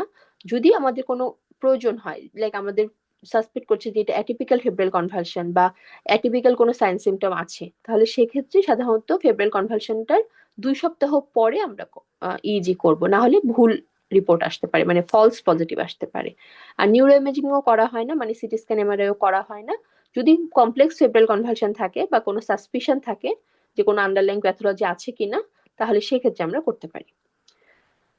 সিএসএফ স্টাডির কথা বললাম যে সিএসএফ স্টাডি অনেক সময় করা হয়। কাদের ক্ষেত্রে সিএসএফ স্টাডি করা হয়? সাধারণত দেখা যায় যে 6 মাস থেকে 60 মাসের বাচ্চাদের ফেব্রাইল কনভালশন হয়। তাহলে 6 মাসের আগে যদি কোনো বাচ্চা আমার কাছে কনভালশন নিয়ে আসে, জ্বর খিঁচুনি নিয়ে আসে, তাহলে অবশ্যই সেটা আমাদের এলপি করতে হবে, কারণ সেটা মোস্ট লাইকলি মেনিনজাইটিস হওয়ার সম্ভাবনাই বেশি। ঠিক আছে, তারপরে যদি বাচ্চা অনেক বেশি সিক লুকিং, আমার মনে হচ্ছে এটা ফেব্রাইল কনভালশন, হয়তো 6 মাস বা 6 মাসের বড় বাচ্চাই, কিন্তু বাচ্চা অনেক বেশি ইল লুকিং বা সিক, তাহলে সেক্ষেত্রে আমার এলপি করতে হবে। 6 মাস থেকে 12 মাসের বাচ্চা যাদের ইমিউনাইজেশন স্ট্যাটাস আমি জানছি না, লাইক তার ভ্যাকসিনেশন করা আছে কিনা, তাহলে সেক্ষেত্রে আমাদের এলপি করতে হবে।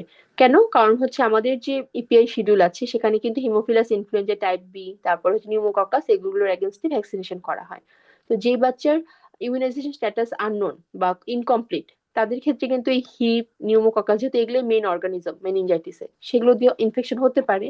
তাহলে এই জন্য যাদের ইমিউনাইজেশন স্ট্যাটাস আননোন অথবা ডেফিসিট আছে, তাদের ক্ষেত্রে আমাদের অবশ্যই এলপি করে কনফার্ম করতে হবে যেটা ফেব্রাইল কনভার্সন নাকি মেনিনজাইটিস। তারপর যে কোনো বাচ্চা যাদের অ্যান্টিবায়োটিকের রেসপন্স করছে না, আমরা তো ফেব্রাইল কনভার্সনের ক্ষেত্রেও দেখা যায় যে যেহেতু জ্বর আছে, আমার বাচ্চাদের প্যারাসিটামল ছাড়াও অ্যান্টিবায়োটিক দেওয়া হয়, কাভারেজ দেওয়া হয়। যদি অ্যান্টিবায়োটিক দিয়ে ট্রিটমেন্ট করার পরও বাচ্চা জ্বর খিঁচুনি হচ্ছে বা কোনো সাইন সিমটম যেটা ক্লিনিশিয়ান সাসপেক্ট করছে যেটা মেনিনজাইটিস হতে পারে, তাহলে অবশ্যই তাকে এলপি করে কনফার্ম করতে হবে। কি করো কি লো আমার আচ্ছা, শপিং নিয়ে আসলে? হ্যাঁ, ওই যে পাঠাইলো বাসায় নিয়ে যাওয়ার জন্য। তুমি কেমনে নিয়ে যাবা? আচ্ছা, মনে হয় কারো আনমিউট করা থাকলে একটু মিউট করে নিন কাইন্ডলি। আচ্ছা, তাহলে হচ্ছে সিএসএফ এর ইন্ডিকেশন একটা হচ্ছে 6 মাসের নিচে যে কোনো বাচ্চাকে আমরা এলপি করব। 6 মাস থেকে 12 মাসের বাচ্চা যাদের ইমিউনাইজেশন স্ট্যাটাস আমি জানছি না, তাদেরকে অবশ্যই এলপি করতে হবে। যে কোনো বয়সের বাচ্চা যাদের অ্যান্টিবায়োটিক দেওয়ার পরও রেসপন্স নেই এবং হচ্ছে কোনো ক্লিনিক্যাল সাইন সিমটম যেটা নিয়ে ক্লিনিশিয়ান কনসার্ন, তাহলে তাকে আমরা এলপি করব। ঠিক আছে, এরপর আমরা চলে আসি ট্রিটমেন্টে। ট্রিটমেন্ট যদিও পার্ট 1 এক্সামে আসবে না, তবে আমাদের ফার্মাকোলজি পার্টে কিন্তু অনেকগুলো ড্রাগস ডোজ ফর্মুলেশন আসে। তো সেই জন্য আপনাদেরকে একটু অ্যাজ এ হোল প্রত্যেকটা ডিজিজেরই কি কি মেডিসিন ড্রাগস ইউজ করা হয়, কোনটা খুব ইম্পর্টেন্ট ড্রাগ সেগুলো একটু জানা থাকতে হবে। যেমন ফেব্রাইল কনভালশনের ক্ষেত্রে কনভালশন বা সিজারটা কন্ট্রোল করার জন্য আমরা হচ্ছে ডায়াজিপাম ব্যবহার করি, এবং এটা কিভাবে দেওয়া হয়, এটা পার রেক্টালি দেওয়া হয়। ঠিক আছে, ডায়াজিপামটা আমরা কিভাবে দিই, পার রেক্টাল ডায়াজিপাম। এটা একটু জানা থাকতে হবে যে ফেব্রাইল কনভালশনের মেইন ড্রাগ, কনভালশন কন্ট্রোল করার জন্য মেইন ড্রাগ হচ্ছে ডায়াজিপাম, যেটা দেওয়া হয় পার রেক্টালি। এছাড়া আপনি মিডাজোলাম দিতে পারেন অথবা লোরাজিপাম দিতে পারেন। তাহলে এই তিনটা মেডিসিনের নাম আমরা মনে রাখবো, যে ফেব্রাইল কনভালশন কন্ট্রোল করার জন্য আমরা ডায়াজিপাম, মিডাজোলাম অথবা লোরাজিপাম দিতে পারবো। এছাড়া বডি টেম্পারেচার কমানোর জন্য আমরা প্যারাসিটামল ইউজ করি। অ্যান্টিবায়োটিক্স যদি আমরা কোনো ইনফেকশন, মানে ভাইরাল ইনফেকশন ছাড়া অন্য কোনো ইনফেকশন সাসপেক্ট করি, যেগুলো লাইক তার নিউমোনিয়া আছে, ইউটিআই আছে, অথবা তার কোনো অন্য কোনো ইনফেকশন আছে সাসপেক্ট করি, তাহলে অবশ্যই তাকে অ্যান্টিবায়োটিক্স দিতে হবে। আচ্ছা, এরপরে রিস্ক ফ্যাক্টরস গুলোতে আসি। আচ্ছা, আমাদের এখানে আজান হচ্ছে, আমরা একটু আজানের জন্য 5 মিনিট ব্রেক নেই। ব্রেকের পরে আমরা আবার ক্লাসটা শুরু করছি।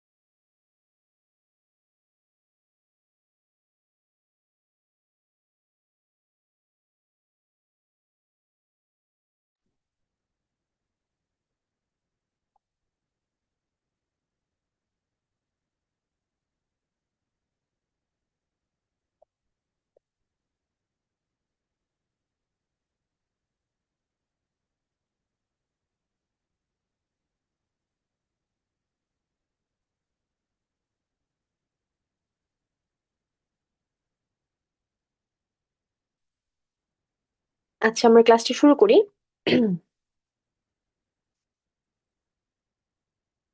তাহলে আমাদের যে ফেব্রাইল কনভালশনে যে কনভালশন কন্ট্রোল করার জন্য আমরা কি কি ড্রাগ ইউজ করি, ডায়াজিপাম, মিডাজোলাম এবং হচ্ছে লরাজিপাম। আর যেহেতু জ্বর আছে বাচ্চা, তাহলে জ্বর ফিভারের জন্য আমরা অ্যান্টিবায়োটিক হিসেবে প্যারাসিটামল দিব। ইনফেকশনের এভিডেন্স থাকলে অ্যান্টিবায়োটিক্স ইউজ করতে হবে। এরপর আসি কি কি রিস্ক ফ্যাক্টর হতে পারে। যে ফেব্রাইল কনভালশন কিন্তু রিকারেন্স করে, এটা মোস্ট মানে কমন একটা ডিজিজ। আমাদের এরকম পরীক্ষা আসে অনেক সময় যে কোন কোন ডিজিজ গুলো রিকারেন্স হয়, হ্যাঁ, তার মধ্যে একটা খুব ইম্পর্টেন্ট ডিজিজ হচ্ছে ফেব্রাইল কনভালশন, এটা বারবার হতে পারে। ঠিক আছে, তাহলে এটার কিছু রিস্ক ফ্যাক্টর আছে, কিছু মেজর রিস্ক ফ্যাক্টরস আছে, কিছু মাইনর রিস্ক ফ্যাক্টর আছে। মেজর রিস্ক ফ্যাক্টর গুলো কি কি, সাধারণত যে বাচ্চাগুলোর 1 বছর বয়সের আগেই ফেব্রাইল কনভালশন হয়, তাদের ক্ষেত্রে দেখা যায় মানে মানে রিকার করার বা রিকারেন্সের রিস্কটা বেশি থাকে। তারপর দেখা যায় যাদের লো টেম্পারেচারে হয়, লাইক খুব অল্প টেম্পারেচারেই যাদের কনভালশন, মানে খুব কম জ্বর আসাতেই যাদের কনভালশন হয়ে যাচ্ছে, সেই বাচ্চাগুলোর ক্ষেত্রে দেখা যায় যে রিকারেন্স রিস্কটা বেশি থাকে। এবং জ্বর আসার 1 ঘন্টার মধ্যে যদি কনভালশন হয় তাহলে তাদের ক্ষেত্রে রিকারেন্স রিস্কটা বেশি। আমাদের সাধারণত বলা হয় যে ফেব্রাল কনভালশনের বাচ্চাগুলোর জ্বর মানে জ্বর আসা 24 ঘন্টার মধ্যেই খিঁচুনি হবে। হ্যাঁ, মেনিনজাইটিসের ক্ষেত্রে যেমন দেখা যায়, এটা খুব ইম্পর্টেন্ট হিস্ট্রি নেওয়ার ক্ষেত্রে, যে মেনিনজাইটিসের ক্ষেত্রে আমরা দেখি যে বাচ্চা 2-3 দিন 4-5 দিন থেকে জ্বর, অনেক জ্বর, এরপরে বাচ্চা হঠাৎ করে খিঁচুনি হলো। ঠিক আছে, তার মানে কি যে এটা আহ একটা সময় নিয়েছে, একটা একটা ব্রিফ পিরিয়ড টাইমের পরে গিয়ে কনভালশনটা হচ্ছে।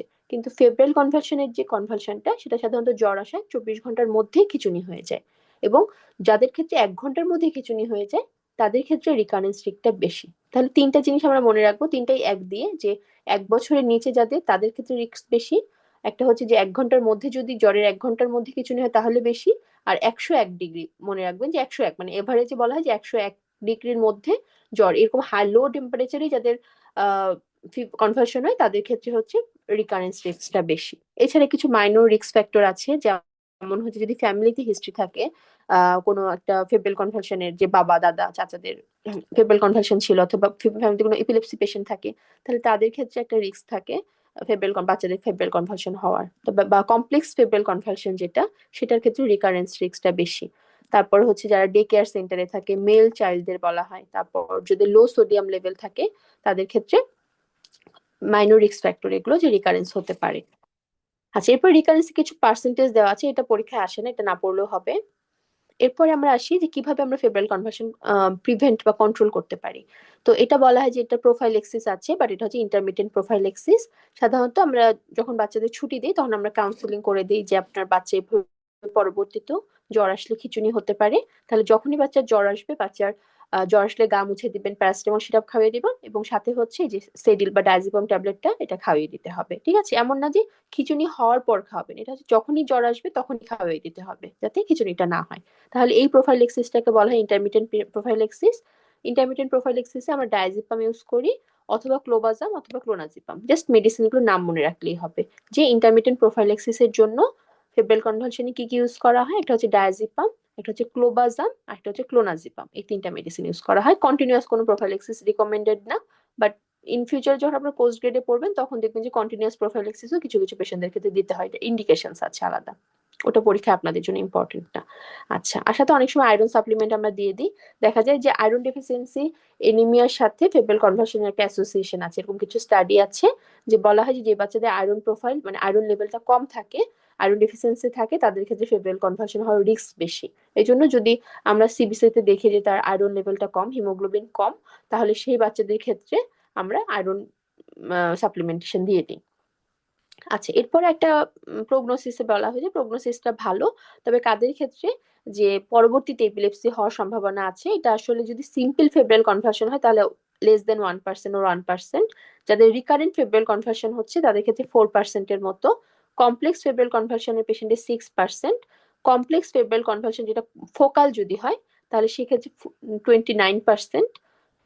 জ্বর আসার 1 ঘন্টারও কমে যদি কনভার্সন হয়ে যায় সেক্ষেত্রে 11%। ফ্যামিলিতে ইপিলেপসির হিস্ট্রি থাকলে তাদের ইপিলেপসি হতে পারে 18%। আর নিউরো ডেভেলপমেন্টাল কোনো অ্যাবনর্মালিটিস থাকে, যেমন সিপির বাচ্চার যদি ফেব্রাইল কনভার্সন হয়, বা অন্য কোনো নিউরোমেটাবলিক বা নিউরো ডিজেনারেটিভ ডিজিজ আছে, সেই বাচ্চার যদি ফেব্রাইল কনভার্সন হয় তাদের ক্ষেত্রে ভবিষ্যতে ইপিলেপসি হওয়ার সম্ভাবনা 33%। এই পার্সেন্টেজ গুলো আসে না, তারপর একটু করে রাখবেন, কারণ যেহেতু এখন পার্ট 1 কোশ্চেন বেশ কঠিন হয়।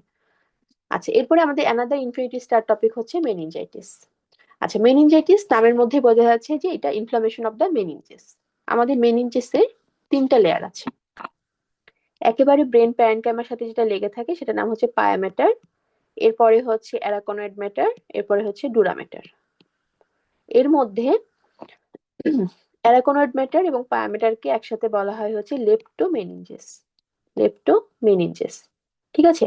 তাহলে মেনিনজাইটিসটা হচ্ছে বেসিক্যালি ইনফ্লামেশন অফ দ্য লেপ্টোমেনিনজেস। তার মানে আপনার এখানে অ্যারাকনয়েড ম্যাটার, অ্যারাকনয়েড ম্যাটারের নিচে যে সাব অ্যারাকনয়েড স্পেস আছে যেখানে সিএসএফ থাকে এই জায়গাতে, এবং হচ্ছে প্যারামিটার, এই এই তিনটা এরিয়াতে আপনার ইনফ্লামেশন হচ্ছে।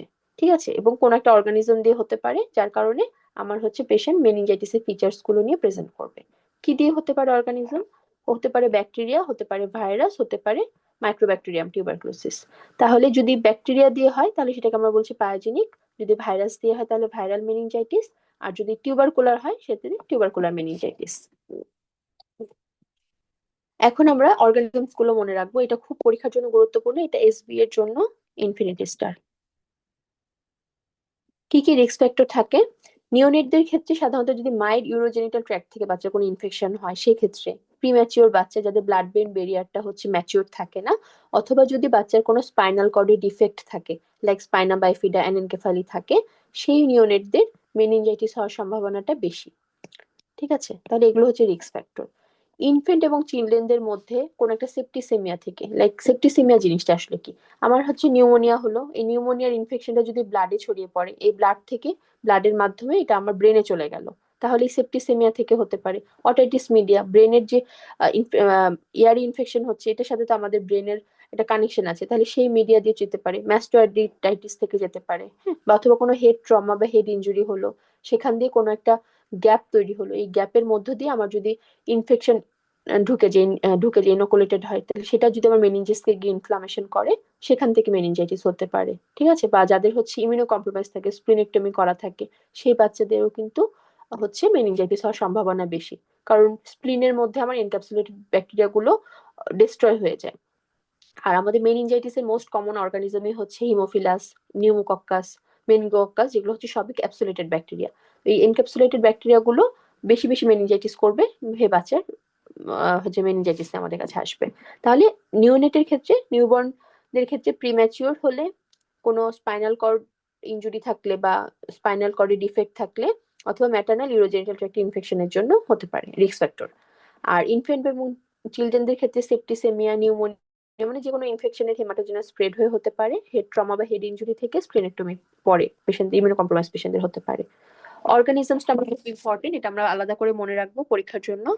যে নিউবর্নের ক্ষেত্রে মোস্ট কমন অর্গানিজম কি? মোস্ট কমন অর্গানিজম হচ্ছে ইকোলাই, গ্রাম নেগেটিভের মধ্যে, গ্রাম পজিটিভের মধ্যে গ্রুপ বি স্ট্রেপ্টোকক্কাস, লিস্টেরিয়া মোনোসাইটোজেন্স। ঠিক আছে, তাহলে নিউবর্নের ক্ষেত্রে গ্রাম নেগেটিভের মধ্যে মোস্ট কমন হচ্ছে গ্রুপ বি ইকোলাই, গ্রাম পজিটিভের মধ্যে গ্রুপ বি স্ট্রেপ্টোকক্কাস অ্যাগালেক্সি যেটা, আর হচ্ছে লিস্টেরিয়া মোনোসাইটোজেন্স, এই তিনটা। আর নিউবর্নের পরে প্রি স্কুল এবং স্কুল গোয়িং এজের ক্ষেত্রে মোস্ট কমন হচ্ছে হিমোফিলাস ইনফ্লুয়েঞ্জা, স্ট্রেপ্টোকক্কাস নিউমোনিয়া এবং মেনিনগোকক্কাস। তাহলে এটাকে আমরা সহজে মনে রাখি হচ্ছে MPH দিয়ে। M for meningococcus, P for pneumococcus, H for haemophilus. এটা হচ্ছে প্রি স্কুল এজের জন্য। আর স্কুল গোয়িং এজের জন্য মোস্ট কমন হচ্ছে MP, মেনিনগোকক্কাস এবং নিউমোকক্কাস। ঠিক আছে, কিভাবে হতে পারে মেনিনজাইটিসটা? হতে পারে যে ব্লাডের মাধ্যমে, ডাইরেক্টলি ব্লাড ব্যাকটেরিয়ামিয়া বা সেপ্টিসেমিয়া থেকে ব্লাডের মাধ্যমে হেমাটোজেনাস স্প্রেড হতে পারে, অথবা কোনো একটা ইনফেকশন সেখান থেকে ডাইরেক্টলি এক্সটেনশন হতে পারে, যেমন অটাইটিস মিডিয়া বা ম্যাস্টোইডিটিস থেকে ডাইরেক্টলি সেখানে এক্সটেনশন হয়ে ইনফেকশন ছড়াতে পারে। ঠিক আছে, তাহলে প্যাথোফিজিওলজিটা কি হবে? প্যাথোফিজিওলজিটা এখানে আমাদের সুন্দর করে একটু বলা আছে। আচ্ছা, এখানে আমি আরেকবার একটু বলি, তাহলে 0 থেকে 2 মাস, বা এটা আপনারা 1 মাসও রাখতে পারেন, যে 29 দিন 28 দিন পর্যন্ত মোস্ট কমন অর্গানিজম হচ্ছে ইকোলাই, গ্রুপ বি স্ট্রেপ্টোকক্কাস এবং লিস্টেরিয়া মোনোসাইটোজেন। 2 মাস থেকে মানে 29 দিন থেকে 5 বছর পর্যন্ত, এটা প্রি স্কুল এজ বলা হয়। এখানে হচ্ছে haemophilus influenzae type B, pneumococcus এবং মেনিঙ্গোকক্কাস। আর 5 বছর থেকে 15 বছর পর্যন্ত এটার ক্ষেত্রে মোস্ট কমন অর্গানিজম হচ্ছে মেনিঙ্গোকক্কাস, তারপরে হচ্ছে নিউমোকক্কাস, তারপরে হচ্ছে হিমোফিলাস। ঠিক আছে, এটা সহজ করে এমপি করে মনে রাখতে পারি। এখন আমরা প্যাথোজেনেসিসটা দেখি। প্যাথোজেনেসিসটা এখানে যেটা বলা হয়েছে, এখানে এটা সিম্পলিফাই করে লেখা আছে, আমি একটু সহজ করে বলি। যে কোনো একটা অর্গানিজম আমার ব্লাড স্ট্রিমের মাধ্যমে ব্যাকটেরিয়ামিয়ার কারণে আমার ব্রেনে গেল। হ্যাঁ, ব্রেনে গিয়ে কি করবে? এটা ফার্স্টে আমাদের ব্লাড ব্রেন যে ব্যারিয়ারটা আছে সেটাকে আমরা ড্যামেজ করবে, এন্ডোথেলিয়াল ড্যামেজ করে, ব্লাড ব্রেন ব্যারিয়ারটাকে ড্যামেজ করে এটা আমাদের ব্রেনে ঢুকে গেল। ব্রেনের কোথায় যাবে এটা? ব্রেনের যাবে সিএসএফ অফ দ্য ল্যাটারাল ভেন্ট্রিকলস, মানে মেনলি সিএসএফ এ যাবে। হ্যাঁ, সিএসএফ এ গিয়ে অর্গানিজমটা ঢুকলো। ঢোকার পরে কি হবে? যেটা আমাদের সিএসএফ এর সার্কুলেশন তো আমরা সবাই জানি, আমি আরেকবার একটু দেখাচ্ছি, পরে আছে। সিএসএফ এর মধ্যে আমাদের কি হয়? সিএসএফ এর ল্যাটারাল ভেন্ট্রিকল থেকে ফোরামেন অফ মনরো দিয়ে যায় হচ্ছে থার্ড ভেন্ট্রিকল থেকে ডাক্ট অফ সিলভিয়াস দিয়ে যাবে ফোর্থ ভেন্ট্রিকলে। তার মানে সম্পূর্ণ সিএসএফ এ সার্কুলেট করবে। করার পর এটা যাবে কোথায়? আমাদের এখানে যে সাব অ্যারাকোনার স্পেস আছে, মানে অ্যারাকোনেড ম্যাটার এবং পায়ামেটারের মাঝখানে যে স্পেসটা আছে, সাব অ্যারাকোনার স্পেসে যাবে। যাওয়ার পরে এখানে কি হবে? এখানে গিয়ে, যেহেতু এটা একটা ব্যাকটেরিয়া, তার মানে কি এটা ব্যাকটেরিয়া বা ভাইরাস বা একটা অর্গানিজম, এটা কি করবে? একটা ইনফ্লামেটরি রিয়াকশন করবে। ইনফ্লামেটরি রিয়াকশন করলে সেখানে আমাদের বিভিন্ন ধরনের ইনফ্লামেটরি সেলস গুলো অ্যাকুমুলেশন হবে, লাইক নিউট্রোফিল, লিম্ফোসাইট, এগুলো এসে অ্যাকুমুলেশন হবে এবং কেমিক্যাল মেডিয়েটরস রিলিজ হবে। রিলিজ হলে কি হচ্ছে, একটা জায়গায় যখন এরকম একটা ইনফ্লামেটরি রিয়াকশন হয় তখন এই ব্লাড ভেনের যে পারমিবিলিটিটা এটা বেড়ে যাচ্ছে। হ্যাঁ, বেড়ে যাওয়ার কারণে এখানে ইডিমা হচ্ছে, ফ্লুইড লিকেজ হয়ে ইডিমা হচ্ছে। ইনফ্লামেশনের কারণে এখানে ইনফ্লামেটরি ইডিমা হচ্ছে, কিছু এক্সুডেট জমা হচ্ছে। তারপরে ওই ইনফ্লামেশনের কারণে, যেহেতু ওখানে ইনফ্লামেশন হয়েছে তাহলে ওখানে ব্লাড ফ্লো বাড়বে, ঠিক আছে, হয়ে আমাদের ওখানে সাইটোটক্সিক এফেক্টের কারণে ওখানকার অ্যাজ এ হোল ইন্টারক্রেনিয়াল প্রেশারটাকে বাড়িয়ে দিবে। হয়ে এখানে বিভিন্ন ধরনের নিউরোনাল সেলগুলোর ইনজুরি হবে, অ্যাপোপ্টোসিস হবে, এবং অ্যাজ এ হোল আমাদের ব্রেন টিস্যুগুলো ড্যামেজ হবে। ঠিক আছে, এই হচ্ছে আমাদের মেইন প্যাথোজেনেসিস। এখানে এগুলোই বলা হয়েছে যে কিভাবে হচ্ছে, এই জিনিসটাকে এখানে সিম্পলিফাই করে আমি দেখালাম।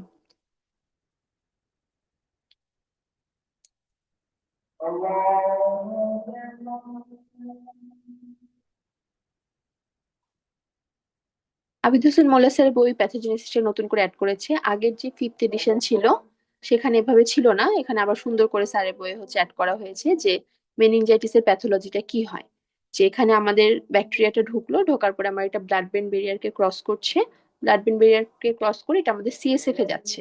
সিএসএফ এ গিয়ে এখানে একটা ইনফ্লামেটরি রিয়াকশন হচ্ছে, ইনফ্লামেটরি এক্সুডেট জমা হচ্ছে, এখানে নিউট্রোফিলস আসছে, এসে ওখানকার ভাস্কুলার পারমিলিটি বাড়ছে, যার কারণে ইন্টারক্রেনিয়াল প্রেশার বাড়ছে।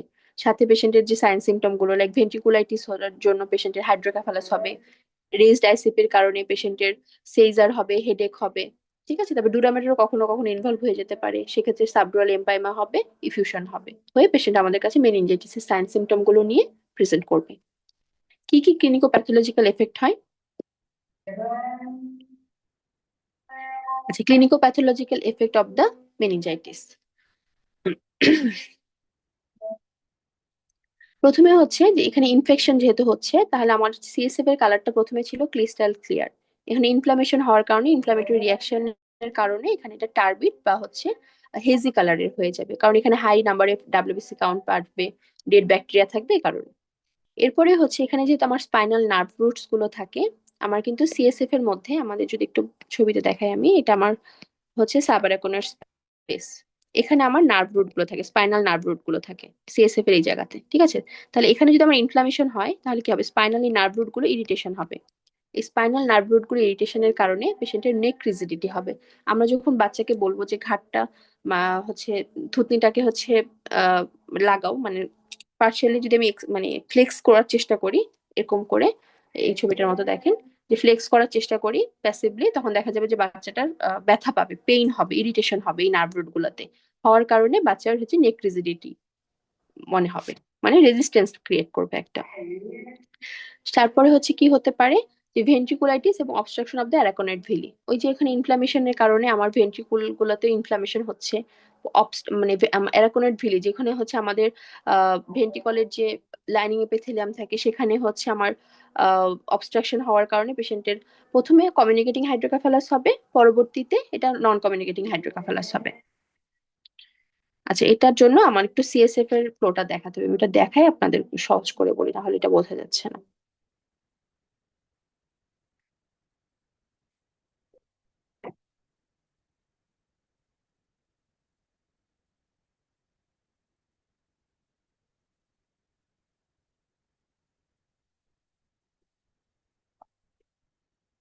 তো এই ছবিটা আপনারা ফলো করেন। এটা হচ্ছে আমাদের সিএসএফ এর সার্কুলেশন। হ্যাঁ, সিএসএফ আমাদের কোথায় ফর্মেশন হচ্ছে, আমাদের যে ভেন্ট্রিকলস গুলো আছে, ল্যাটারাল ভেন্ট্রিকল, এই ল্যাটারাল ভেন্ট্রিকলের যে করোয়েড প্লেক্সাস আছে, এই করোয়েড প্লেক্সাসের এখানে আমাদের সিএসএফ এর প্রোডাকশন হবে, ফর্মেশন হবে। হওয়ার পরে এই সিএসএফ গুলো কোথায় আসবে, আসবে হচ্ছে ল্যাটারাল ভেন্ট্রিকল। ল্যাটারাল ভেন্ট্রিকল থাকে দুইটা, হ্যাঁ, লেফট এবং রাইট, এই দুটো ল্যাটারাল ভেন্ট্রিকলে আসলো। ল্যাটারাল ভেন্ট্রিকল থেকে এটা কোথায় যাবে, ইন্টারভেন্ট্রিকুলার ফোরামেন দিয়ে এটা যাবে হচ্ছে foramen of, interventricular foramen of Munro দিয়ে এটা যাবে হচ্ছে আমাদের থার্ড ভেন্ট্রিকলে। ঠিক আছে, এই দুটো ফোরামেন দিয়ে এটা যাবে হচ্ছে থার্ড ভেন্ট্রিকলে। থার্ড ভেন্ট্রিকলের থেকে duct of Sylvius or cerebral aqueduct দিয়ে এটা যাবে হচ্ছে ফোর্থ ভেন্ট্রিকলে। ঠিক আছে, তাহলে সার্কুলেশনটা কি হচ্ছে, যে আমাদের ল্যাটারাল ভেন্ট্রিকলে যেখানে লাইনিং এপিথেলিয়াম আছে, করোয়েড প্লেক্সাস, এখান থেকে সিএসএফ এর প্রোডাকশন হবে, সিএসএফটা যাবে হচ্ছে ল্যাটারাল ভেন্ট্রিকলে, ল্যাটারাল ভেন্ট্রিকল থেকে ফোরামেন অফ মনরো দিয়ে যাবে হচ্ছে থার্ড ভেন্ট্রিকলে, থার্ড ভেন্ট্রিকল থেকে cerebral aqueduct or duct of Sylvius দিয়ে যাবে হচ্ছে ফোর্থ ভেন্ট্রিকলে। এই ফোর্থ ভেন্ট্রিকল থেকে এরপর থাকে foramen of Monro, foramen of Luschka এবং ফোরামেন অফ মেজেন্ডি। এই দুটা ফোরামেন, বোথ সাইডে দুটা ফোরামেন দিয়ে এরা যাবে হচ্ছে আমাদের যে সাবারাকনের স্পেস আছে, এই সাবারাকনের স্পেসের মধ্যে। সাবারাকনের স্পেসে গিয়ে এরপর আমরা হোল সার্কুলেশনটা এভাবে সার্কুলেশন হবে।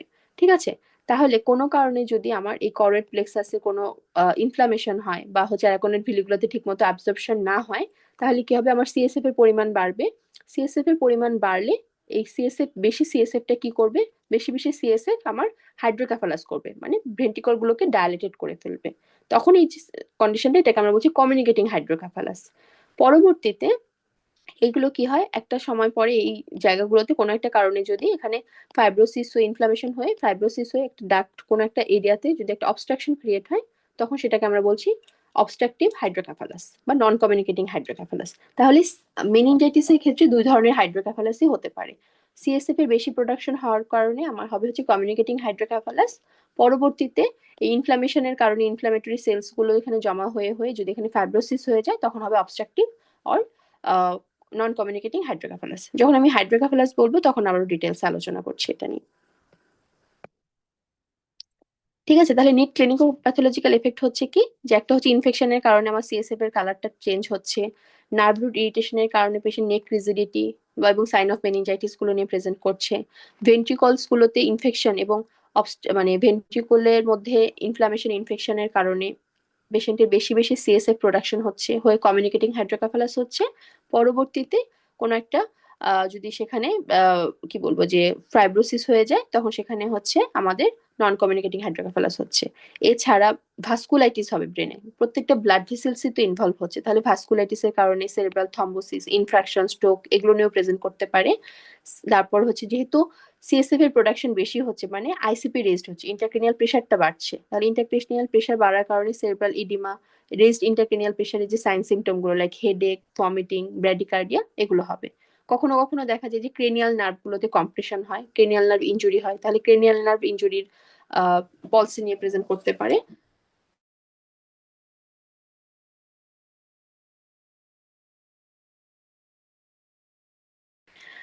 কি কি সাইন সিমটম থাকবে, সাধারণত বলা হয় যে নিওনেট বা ছোট বাচ্চা যাদের হচ্ছে 28 দিন বা 1 মাস বয়স পর্যন্ত বাচ্চাদের ক্ষেত্রে এরা নন স্পেসিফিক সাইন সিমটম থাকে। নন স্পেসিফিক সাইন সিমটম গুলো কি কি, যে রিল্যাক্টেন্ট টু ফিড, কারণ বাচ্চাদের প্রথম কথাই হচ্ছে যে বাচ্চাগুলো অসুস্থ হলে প্রথমে খেতে চায় না, তাহলে রিল্যাক্টেন্ট টু ফিড, খুব ইরিটেবল থাকে, হাই পিচ ক্রাই থাকে, অথবা ভ্যাকেন্ট একটা অ্যাপাথিক লুক নিয়ে থাকে। জ্বর নিয়েও আসতে পারে, মানে হাইপোথার্মিয়া নিয়েও আসতে পারে, হাইপারথার্মিয়া নিয়েও আসতে পারে। তারপর কনভালসিভ মুভমেন্ট হয় বা জিটারিনেস হয়। হ্যাঁ, বালস ফ্রন্টানেল থাকতে পারে, যদি আইসিপি অনেক বেশি হয়, মানে ইন্টারক্রেনিয়াল প্রেশারটা অনেক বেড়ে যায়, তাহলে বালস ফ্রন্টানেল থাকতে পারে, রেসপিরেটরি ডিস্ট্রেস অথবা এভিডেন্স অফ সেপসিস নিয়ে আমাদের কাছে নিওনেটের বাচ্চাগুলো আসবে। আর একটু বড় বাচ্চা হলে, মানে ইনফেন্ট এবং ওল্ডার চিলড্রেনদের ক্ষেত্রে দেখা যায় এদের হাই ফিভার থাকে মেনিনজাইটিস হলে, সাথে vomiting, headache, convulsion, recurrent convulsion হতে থাকে, অল্টার্ড কনসিয়াসনেস হয়, অনেক বাচ্চাগুলো মানে অজ্ঞান হয়ে যায়, আনকনসিয়াস হয়ে যায়, অথবা খুব ড্রাউজি থাকে, স্টুপোরাস থাকে। ঠিক আছে? তাহলে এই সাইন সিমটম গুলো নিয়ে আমাদের কাছে পেশেন্ট আসবে। এক্সামিনেশন আমরা কি করব, প্রথমে আমরা হচ্ছে জেনারেল এক্সামিনেশন করি। জেনারেল এক্সামিনেশনে আমরা লুকসটা দেখবো যে বাচ্চার কোনো আহ হচ্ছে কনভালসিভ মুভমেন্ট তখনও হচ্ছে কিনা। হ্যাঁ, অনেক সময় মুখ দিয়ে ফ্রোদিং হয়, ডিস্ট্রেস থাকে। তারপর স্কিনে কোনো র্যাশ আছে কিনা, বিশেষ করে মেনিঙ্গোকল সেপ্টিসেমিয়া হলে কিন্তু স্কিনের র্যাশ নিয়ে আসে। তারপরে হচ্ছে অ্যাজ এ হোল আমরা হিমোডাইনামিক স্ট্যাটাস দেখবো, যে পালস, বিপি, সিআরটি এগুলো কেমন, বডি টেম্পারেচার কেমন। যদি ছোট বাচ্চা হয় তাহলে অবশ্যই ফ্রন্টানেলটা দেখতে হবে, যেটা বাল্জ আছে কিনা। ঠিক আছে? তারপর কনসিয়াস লেভেল, জিসিএস দেখবো। মেনিনজাইটিসের বাচ্চার ক্ষেত্রে জিসিএস টা খুব গুরুত্বপূর্ণ, যে কনভার্সন হচ্ছে পোস্ট কনভালসিভ ফেজে বা এই পোস্ট ইকটাল ফেজে বাচ্চার কনসিয়াস লেভেলটা কেমন, যে সে কি জিসিএস 15 আউট অফ 15 নাকি কনসিয়াসটা ডিপ্রেস, কনসিয়াস লেভেলটা ডিপ্রেস, এটা দেখতে হবে। আর একটু বড় বাচ্চা হলে অবশ্যই সাইন অফ মেনিনজাইটিস গুলা দেখতে হবে। সাইন অফ মেনিনজাইটিস তিনটা, এটা পরীক্ষার জন্য খুব গুরুত্বপূর্ণ, যে এখানে পরীক্ষা আসে যে কি কি সাইন অফ মেনিনজাল ইরিটেশন আছে। একটা হচ্ছে neck rigidity, Kernig sign, ব্রুডজিনস্কি sign. এগুলো সাধারণত একটু বড় বাচ্চাদের ক্ষেত্রে দেখা যায়। ঠিক আছে? কারণ ছোট বাচ্চাদের ক্ষেত্রে তো মাইলিনেশন হয় না, এই জন্য নার্ভ রুট ইরিটেশনের সাইন সিমটম আসবে না। কিন্তু একটু বড় বাচ্চা যাদের মাইলিনেশন হয়েছে নার্ভে, তাদের ক্ষেত্রে নেক রিজিডিটি, কার্নিক সাইন আর ব্রুডজিনস্কি সাইন আমরা পেতে পারি। প্রথমে বলি নেক রিজিডিটিটা কি। নেক রিজিডিটিটা হচ্ছে যে, যেহেতু আমি বললাম যে আমাদের স্পাইনাল যে নার্ভ গুলো আছে, এগুলোর হচ্ছে যে নার্ভ রুটটা, এটা থাকে হচ্ছে সাবারাকনোর স্পেসের যে সিএসএফ টা আছে, এখানে রুটটা থাকে। তো এই সাবঅ্যারাকোনাল স্পেসে যদি আমার ইনফ্লামেশন হয়, হ্যাঁ, মেনিনজাইটিস হয়, তাহলে কি হবে, স্পাইনাল নার্ভ রুট গুলো ইরিটেটেড হবে। এই ইরিটেটেড হলে যখন আমরা বাচ্চাটার এরকম মানে ঘাড়টাকে ভাঁজ করার চেষ্টা করব, প্যাসিভলি ভাঁজ করার চেষ্টা করব নেকটাকে, তখন দেখা যাবে সে একটা ব্যথা পাবে, একটা রেজিস্ট্যান্স দিবে। হ্যাঁ, এই স্পাইনাল নার্ভ গুলোতে তখন ইরিটেশনের কারণে এটা হয়। ঠিক আছে, তাহলে এটার কারণে আমার নেক রিজিডিটি হবে। কার্নিক সাইনটা কি? কার্নিক সাইনটা হচ্ছে আমি হিপটা এবং হচ্ছে নিটাকে আমরা ফ্লেকশন করে এক্সটেন্ড করব, হ্যাঁ, 90 ডিগ্রি অ্যাঙ্গেল করলে দেখা যাবে যে নিটটাকে যখন আমি এভাবে এক্সটেন্ড করার চেষ্টা করব, বাচ্চাটা এভাবে নিটটা এক্সটেন্ড করতে পারবে না, একটা রেজিস্ট্যান্স দিবে। এটাও একই কজ, এই স্পাইনাল নার্ভ রুটটা ইরিটেশনের কারণে হচ্ছে। এবং ব্রুডজিনস্কি সাইনটা কি? ব্রুডজিনস্কি সাইনটা হচ্ছে যখন আমি বাচ্চাটা নেকটাকে এরকম ফ্লেক্স করার চেষ্টা করব, তখন দেখা যাবে সে পাটাও উঠিয়ে ফেলবে, কারণ এখান থেকে আমার স্পাইনাল নার্ভ শুরু হয়েছে একেবারে সার্ভাইকাল 1 থেকে শুরু করে একেবারে স্যাক্রাল পর্যন্ত, তাই না? তাহলে এটা যখন সে ভাঁজ করার চেষ্টা করবে, তখন দেখা যাবে সে পাটাও ভাঁজ করে ফেলবে। এটা হচ্ছে ব্রুডজিনস্কি সাইন। তাহলে এইটা পরীক্ষার সময় একটা সেশনের প্রশ্ন ছিল যে সাইন অফ মেনিনজাইটিস বা মেনিনজিয়াল নার্ভ রুট ইরিটেশন, মানে সাইন অফ মেনিনজাইটিস গুলো বা নেক রিজিডিটি কেন হয়? এটা হয় হচ্ছে যে স্পাইনাল নার্ভ রুটটা ইরিটেশন হওয়ার কারণে।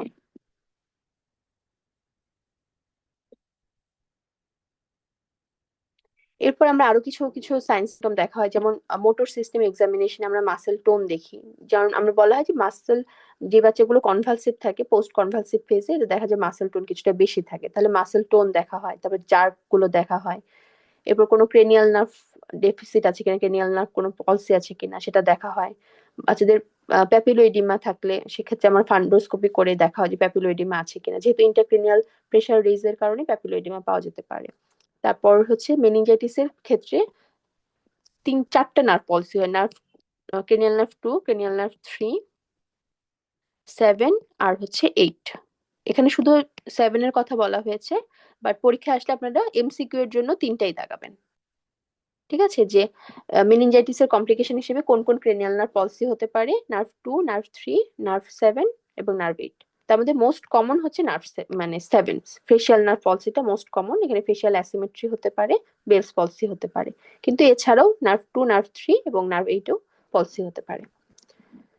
আচ্ছা, এরপরে আসি হচ্ছে মেনিনগোককাল মেনিনজাইটিস। মেনিনগোককাল মেনিনজাইটিস আর নর্মাল মেনিনজাইটিস একই বেসিক্যালি, বাট মেনিনগোককাল মেনিনজাইটিসের পেশেন্টদের ক্ষেত্রে আলাদা করে একটা ফিচার থাকে, যেদের নেক্রোটিক র্যাশ থাকে। হ্যাঁ, কারণ মেনিনগোককাল ইনফেকশনের ক্ষেত্রে স্কিন ইনভলভমেন্ট হয়। তো সেক্ষেত্রে পেশেন্টের দেখা যায় পারপুরা, প্যাটেচি, একাইমোসিসের মতো স্কিনের মধ্যে এরকম নেক্রোটিক র্যাশ দেখা যায়, এবং এগুলো হাইলি কন্টাজিয়াস। তো এই জন্য এগুলো ফালমিনারি মেনিনগোককাল সেপ্টিসেমিয়া আসলে আমরা প্রথমে পেশেন্টকে আগে আইসোলেট করি, করে হচ্ছে ম্যানেজ করতে হয়। এগুলো ওই মেনিনজাইটিসের sign symptom like high fever, convulsion, হ্যাঁ, অল্টার সেন্সোরিয়াম নিয়ে আপনার কাছে আসবে। সাথে যদি স্কিনের র্যাশ থাকে, তখন এটা হচ্ছে মেনিনগোককাল সেপ্টিসেমিয়া। এগুলোর কমপ্লিকেশন হিসেবে অনেক সময় ডিআইসি ডেভেলপ করে, পেশেন্ট শকে চলে যায়, ওটা ভাবে ম্যানেজ করতে হয়। আচ্ছা, এরপর আসি কমপ্লিকেশনস। এটা পরীক্ষার জন্য খুব গুরুত্বপূর্ণ, এটা এসবিএ এবং এমসিকিউ এর জন্য ইনফিনিটি স্টার। কি কি কমপ্লিকেশন হতে পারে মেনিনজাইটিসে? ব্রড হেডিং এ দুটো বলা হয়, একটা হচ্ছে সিএনএস এর কমপ্লিকেশন, একটা হচ্ছে এক্সট্রা সিএনএস কমপ্লিকেশন। এই ছকটা পুরোপুরি আবিদ হোসেন মোল্লা স্যার বই চেঞ্জ করা হয়েছে, আগে অন্যরকম ছিল, এখন এটা এই নতুন ছকটাই আপনারা পড়বেন। কি হতে পারে সিএনএস কমপ্লিকেশনে? ইমিডিয়েটলি হতে পারে যে হাইপোগ্লাইসেমিয়া, সিয়াদ ডেভেলপ করতে পারে, মানে syndrome of inappropriate ads secretion. এটার কারণে দেখা যায় অনেক সময় হাইপোনাট্রিমিয়া, ওয়াটার রিটেনশন হয়। তারপর muscle cramp, weakness, nausea, vomiting, headache, convulsion এগুলো নিয়ে আসতে পারে। এটা হচ্ছে immediate complication of meningitis. Subsequently কি হতে পারে? পরবর্তীতে হচ্ছে সাবডুরাল এম্পাইমা, সাবডুরাল ইফিউশন হতে পারে যদি ডুরা ম্যাটার ইনভলভ হয়। তারপরে হচ্ছে ব্রেনের প্যারেনকাইমা, সেরেব্রাম ইনভলভ হওয়ার কারণে হচ্ছে সেরেব্রাইটিস, সেরেব্রাল ইডিমা, অ্যাপসিস, ইন্টারক্রেনিয়াল প্রেশারটা রেইজ হতে পারে, সেরেব্রাল হার্নিয়েশন হতে পারে। ভেন্ট্রিকল গুলোতে কি হচ্ছে? ভেন্ট্রিকুলাইটিস হচ্ছে। তারপর হচ্ছে যেহেতু বেশি বেশি সিএসএফ প্রোডাকশন হচ্ছে, তাহলে হাইড্রোক্যাফালাস হচ্ছে। প্রথমে কমিউনিকেটিং হবে, যদি আনট্রিটেড থাকে তাহলে নন কমিউনিকেটিং হয়ে যাবে, নন কমিউনিকেটিং বা অবস্ট্রাকটিভ। ঠিক আছে, তাহলে এটা পরীক্ষা এমসিকিউ এর প্রশ্ন বা এসবি এর প্রশ্ন, যে কখন কমিউনিকেটিং হবে, কখন নন কমিউনিকেটিং হবে। এরপর একেবারে পরবর্তীতে যদি পুরোপুরি আনট্রিটেড একটা মেনিনজাইটিসের বাচ্চা থাকে, তাহলে তার পরবর্তীতে ইন্টেলেকচুয়াল ডিসএবিলিটি হতে পারে, সিপি হতে পারে, behavioural abnormalities, epilepsy, visual impairment, deafness, কানে শুনতে পাবে না। হ্যাঁ, যদি তার ওই ভেস্টিবুলো কক্লিয়ার নার্ভটা নষ্ট হয়ে যায়, তাহলে ডিফনেস হতে পারে, স্পিচ ডিফিকাল্টি হতে পারে, সোয়ালোয়িং ডিফিকাল্টি হতে পারে। হ্যাঁ, এগুলো। আর এক্সট্রা ক্রেনিয়াল কি হতে পারে, এক্সট্রা সিএনএস কমপ্লিকেশনের মধ্যে বিশেষ করে সেপ্টিসেমিয়ার বাচ্চাগুলো শকে চলে যায়। হ্যাঁ, যদি সেপসিস মানে সারা বডিতে ইনফেকশন ছড়িয়ে পড়ে সেক্ষেত্রে সেপ্টিসেমিয়া হয়, ডিআইসি হয়ে শক ডেভেলপ করতে পারে। মেনিনগোকাল সেপ্টিসেমিয়ার ক্ষেত্রে মোস্ট কমন হচ্ছে অ্যাড্রেনাল হেমোরেজ হয়ে ওয়াটারহাউস ফেডরিকসন সিনড্রোম, একটা সিনড্রোম করে আর কি, এটা হতে পারে। ঠিক আছে, এখন আসি ডায়াগনোসিস কিভাবে করবো আমরা। ডায়াগনোসিসের জন্য আমরা মেইনলি হচ্ছে কনফার্মেটরি টেস্ট হচ্ছে সিএসএফ স্টাডি। ঠিক আছে, তাহলে এটা এসবি এর জন্য গুরুত্বপূর্ণ যে কনফার্মেশনের জন্য আমরা কি করব, সিএসএফ স্টাডি করব। নাম্বার পাংচার করা হয়, করে আমরা ওই ফ্লুইডের স্টাডি করে দেখি যেটা প্রেসার, কালার, তারপরে সাইটোলজিক্যাল এক্সামিনেশন, হ্যাঁ, মরফোলজিটা কেমন, এগুলো দেখা হয়। আর ব্লাড কালচার, ব্লাড সিবিসি করলে সিবিসিতে আমরা হচ্ছে যদি ব্যাকটেরিয়াল হয় তাহলে নিউট্রোফিলিক লিউকোসাইটোসিস পাবো, ভাইরাল হলে সেক্ষেত্রে লিম্ফোসাইট কাউন্টে বেশি পেতে পারি। কালচার সাধারণত করা হয় না, বাট কালচার অনেক সময় অর্গানিজম পাওয়া যায় না। আচ্ছা, এখন আসি যে সিএসএফ স্টাডি, এটা গুরুত্বপূর্ণ পরীক্ষার জন্য। এখানে একটা বক্স আছে, আবিদ হোসেন মোল্লা স্যারের বইটা আগে আরো সামনের দিকে ছিল এটা। এই ছকটা খুব গুরুত্বপূর্ণ। তিন ধরনের যে মেনিনজাইটিস, ব্যাকটেরিয়াল, টিউবারকুলার এবং ভাইরাল, এই তিনটে মেনিনজাইটিসের মধ্যে ডিফারেন্সটা খুব ভালো করে মনে রাখতে হবে যে কোথায় কি হয়। যেগুলো পায়োজেনিক বা টিউবারকুলার মেনিনজাইটিস, এই দুটাই তো, টিউবারকুলারও তো এক ধরনের ব্যাকটেরিয়া। সাধারণত ব্যাকটেরিয়াল মেনিনজাইটিসের ক্ষেত্রে দেখা যায় অধিকাংশ সাইন সিমটম গুলো আসে, ফিচার্স গুলা থাকে। ভাইরালের ক্ষেত্রে মোটামুটি পেশেন্টের সাইন সিমটম অত বেশি থাকে না, এবং সিএসএফ স্টাডিতে খুব সিগনিফিকেন্ট কিছু পাওয়া যায় না। পায়োজেনিক এবং টিউবারকুলার যে মেনিনজাইটিস, সেক্ষেত্রে প্রেশারটা দুটার ক্ষেত্রেই বাড়বে। ঠিক আছে, পায়োজেনিক মেনিনজাইটিস এবং টিউবারকুলার মেনিনজাইটিসের ক্ষেত্রে সিএসএফ এর প্রেশার এলিভেটেড হবে। কালারটা কেমন হবে, পায়োজেনিক হলে একেবারে বেশি ঘোলাটে থাকে, লাইক হেজি অর পুরুলেন্ট, একটা পাসের মতো লাগে দেখতে। আর টিউবারকুলারের ক্ষেত্রে সাধারণত স্ট্র কালার থাকে। ভাইরালের ক্ষেত্রে এটা ক্লিয়ার থাকবে।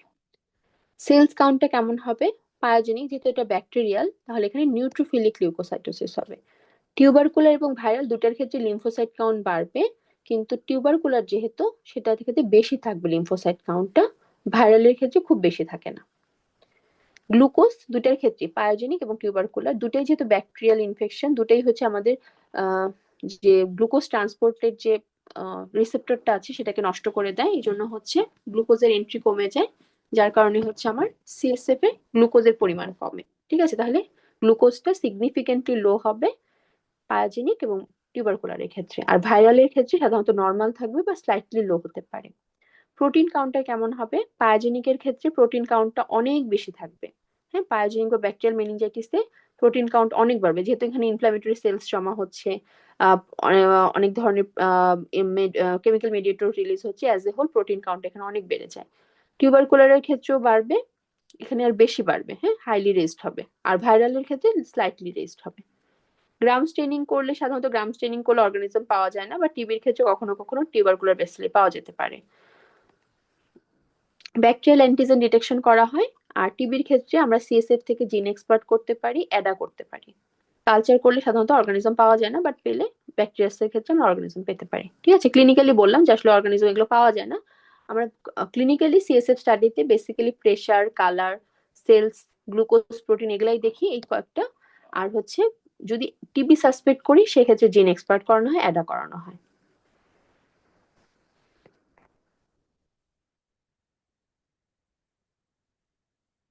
এগুলো এখানে বলেছে, এগুলো আর একসাথে আলোচনা করে ফেললাম।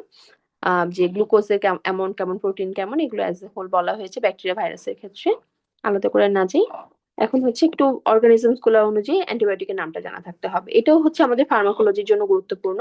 যে মেনিঙ্গোকক্কাসের ক্ষেত্রে কোন অ্যান্টিবায়োটিক্স ভালো কাজ করে, মেনিঙ্গোকক্কাল মেনিনজাইটিসের ক্ষেত্রে আমার পেনিসিলিন জি দেওয়া হয়। নিউমোকক্কাসের ক্ষেত্রে সেফট্রাক্সন এবং ভেনকোমাইসিনের কম্বিনেশন, এটা হচ্ছে 10 থেকে 14 দিন। আর হিভ হলে, যেটা সবচেয়ে খারাপ, হিমোফিলাস ইনফ্লুয়েঞ্জা টাইপ বি, এক্ষেত্রে সেফট্রাক্সন অথবা সেফোডেক্সিন দেওয়া হয় 7 থেকে 10 দিন। গ্রাম নেগেটিভ ব্যাকটেরিয়া দিয়ে সাসপেক্ট করলে এবং ইমিউনো কম্প্রোমাইজ পেশেন্টের ক্ষেত্রে আমরা হচ্ছে মেরোপেনাম অথবা সেফোডেক্সিমের সাথে অ্যামিকাসিন দিব 21 দিন পর্যন্ত। সিউডোমোনাসের ক্ষেত্রে সেপ্টাজিডিম দেওয়া হয় 14 থেকে 21 দিন। আর লিস্টেরিয়া মনোসাইটোজেন্সে হচ্ছে সেফট্রাক্সন এবং অ্যাম্পিসিলিন 21 দিন।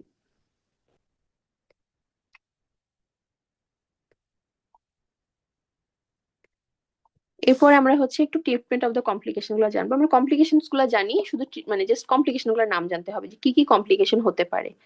মেনিনজাইটিসের মোস্ট কমন এবং ইম্পর্টেন্ট কমপ্লিকেশন হচ্ছে হাইড্রোক্যাফালাস। তাহলে হাইড্রোক্যাফালাস বা মানে ব্রেন অ্যাবসিস হলে এটা নিউরোসার্জনের সাথে কনসাল্ট করতে হবে। ক্রেনিয়াল পলসিও খুব কমন, বিশেষ করে হচ্ছে সেভেন্থ নার্ভ পলসি। যদি বেলস পলসি হয় তাহলে সেক্ষেত্রে ফিজিওথেরাপি লাগবে। সিয়াদ যদি ডেভেলপ করে তাহলে সেটার অনুযায়ী ফ্লুইড রেস্ট্রিকশন করে সাপোর্টিভ ম্যানেজমেন্ট দিতে হবে। রেজড আইসিপিও খুব কমন। রেজড আইসিপি হলে পেশেন্টের দেখা যায় যে ওই প্যাপিলোইডিমা দেখা যায় চোখে, সেটা দিয়ে আমরা ডায়াগনোসিস করতে পারি। তাহলে সেক্ষেত্রে হেড এলিভেটেড করে হাইপারটোনিক স্যালাইন দিয়ে ইনফিউশন দেওয়া হয়, ফ্লুসেমাইড ম্যানিডল দিয়ে ট্রিটমেন্ট করা হয়। আর সাবডুরাল ইফিউশন বা সাবডুরাল এম্পাইমা হলে সেক্ষেত্রে অ্যাসপিরেশন করতে হবে। ঠিক আছে, এগুলো ট্রিটমেন্ট দরকার নেই, জাস্ট কমপ্লিকেশনস গুলো জানা থাকতে হবে আর কি। প্রোফাইলিক্সিসটা একটু আমরা জানবো যে মেনিনগোককাস সেপ্টিসেমিয়া, যেটা খুব কন্টাজিয়াস, এটা হচ্ছে আমরা প্রোফাইলিক্সিস হিসেবে অ্যাম্পিসিলিন অথবা সিপ্রোফ্লক্সাসিন ইউজ করি। আর প্রিভেনশনের জন্য আমাদের অ্যান্টিবায়োটিক মানে কি বলে, প্রোফাইলিক্সিসের প্রিভেনশনের জন্য আমাদের হচ্ছে ভ্যাকসিনেশন আছে। মেনিনগোককাস সেপ্টিসেমিয়া বা মেনিনগোককাসের জন্য 2 ডোজ হচ্ছে মেনিনগোককাল কনজুগেট ভ্যাকসিন দেওয়া হয়, এটা হচ্ছে আইএম দেওয়া হয়। 2 বছরের পরে যে কোনো বয়সী বাচ্চাকে দেওয়া যাবে। হিমোফিলাস ইনফ্লুয়েঞ্জার জন্য টাইপ বির জন্য হচ্ছে আমাদের ইপিআই শিডিউলে ভ্যাকসিন আছে 3টা। আর নিউমোককাসের জন্য ইপিআই শিডিউলে ভ্যাকসিন আছে 3টা। তাহলে প্রিভেনশনের জন্য আমরা ইপিআই শিডিউলে 2টা ভ্যাকসিন আছে, শুধু বেনিগোককাসের ভ্যাকসিনটা দিতে হবে 2 বছরের পরে 2টা dose IM.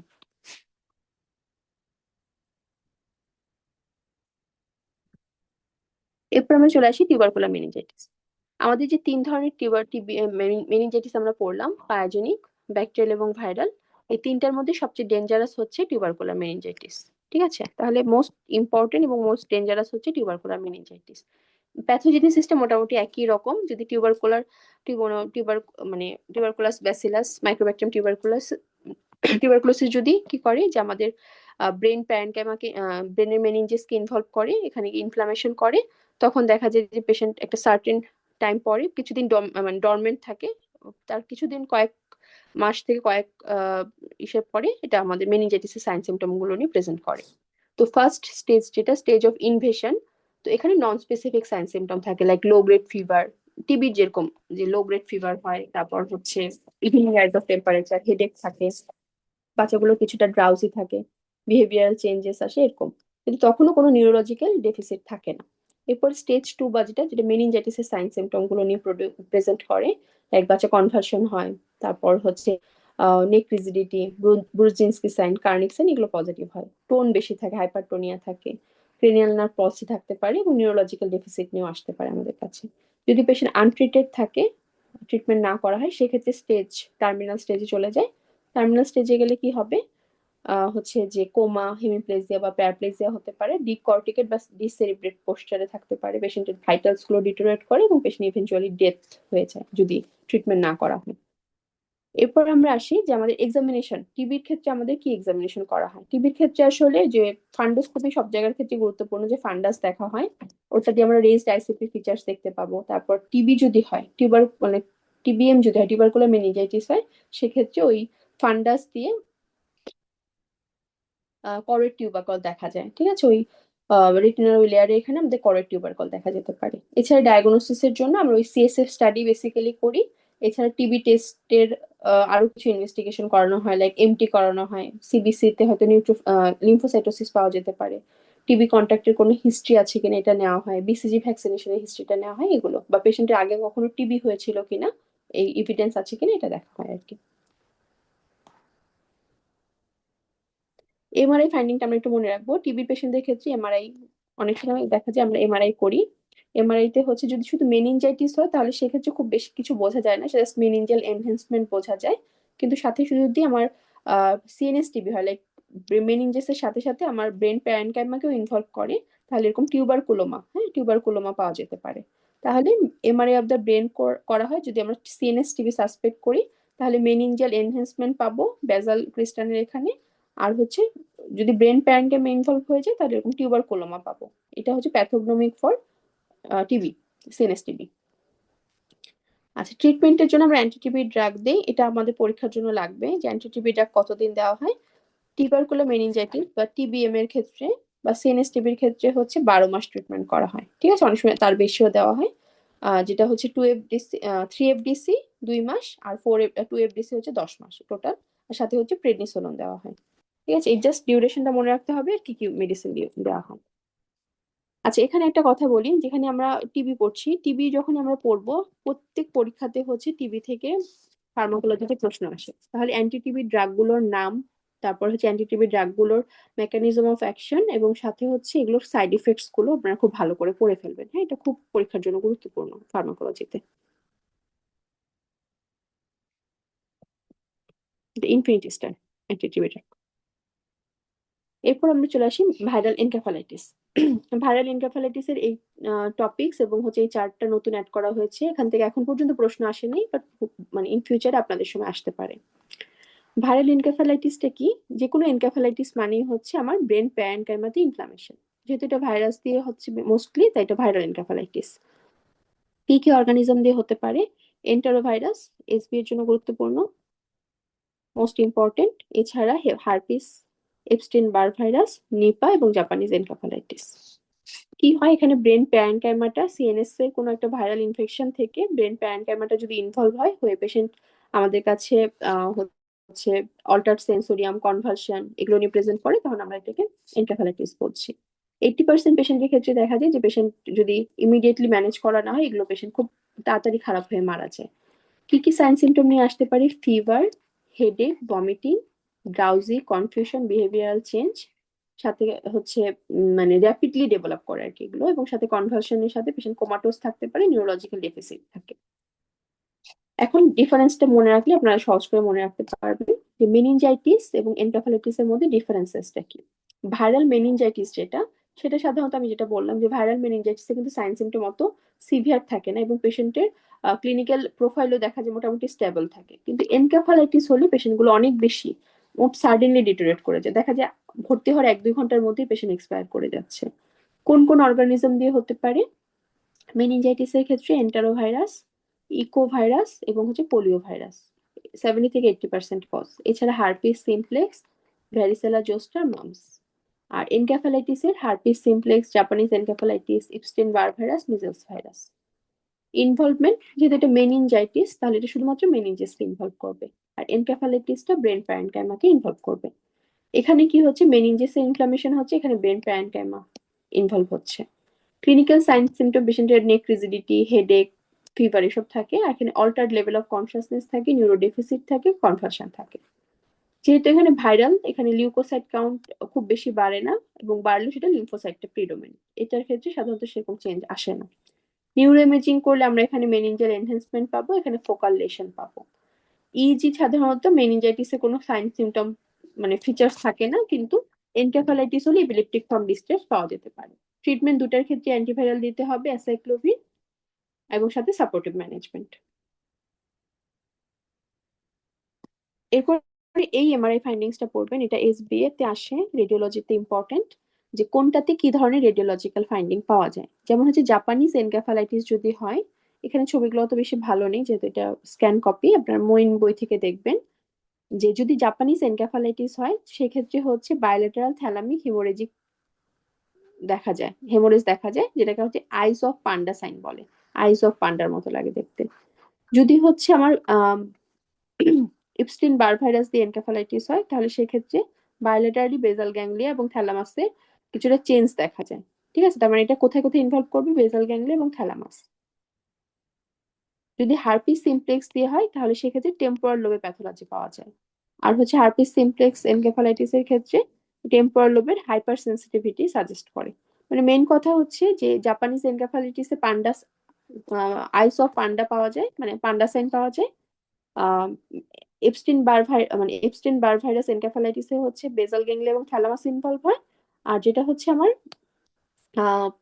Herpes simplex encephalitis, সেক্ষেত্রে হচ্ছে টেম্পোরাল লোব ইনভলভ হয়। এই তিনটা জিনিসই পরীক্ষার জন্য গুরুত্বপূর্ণ।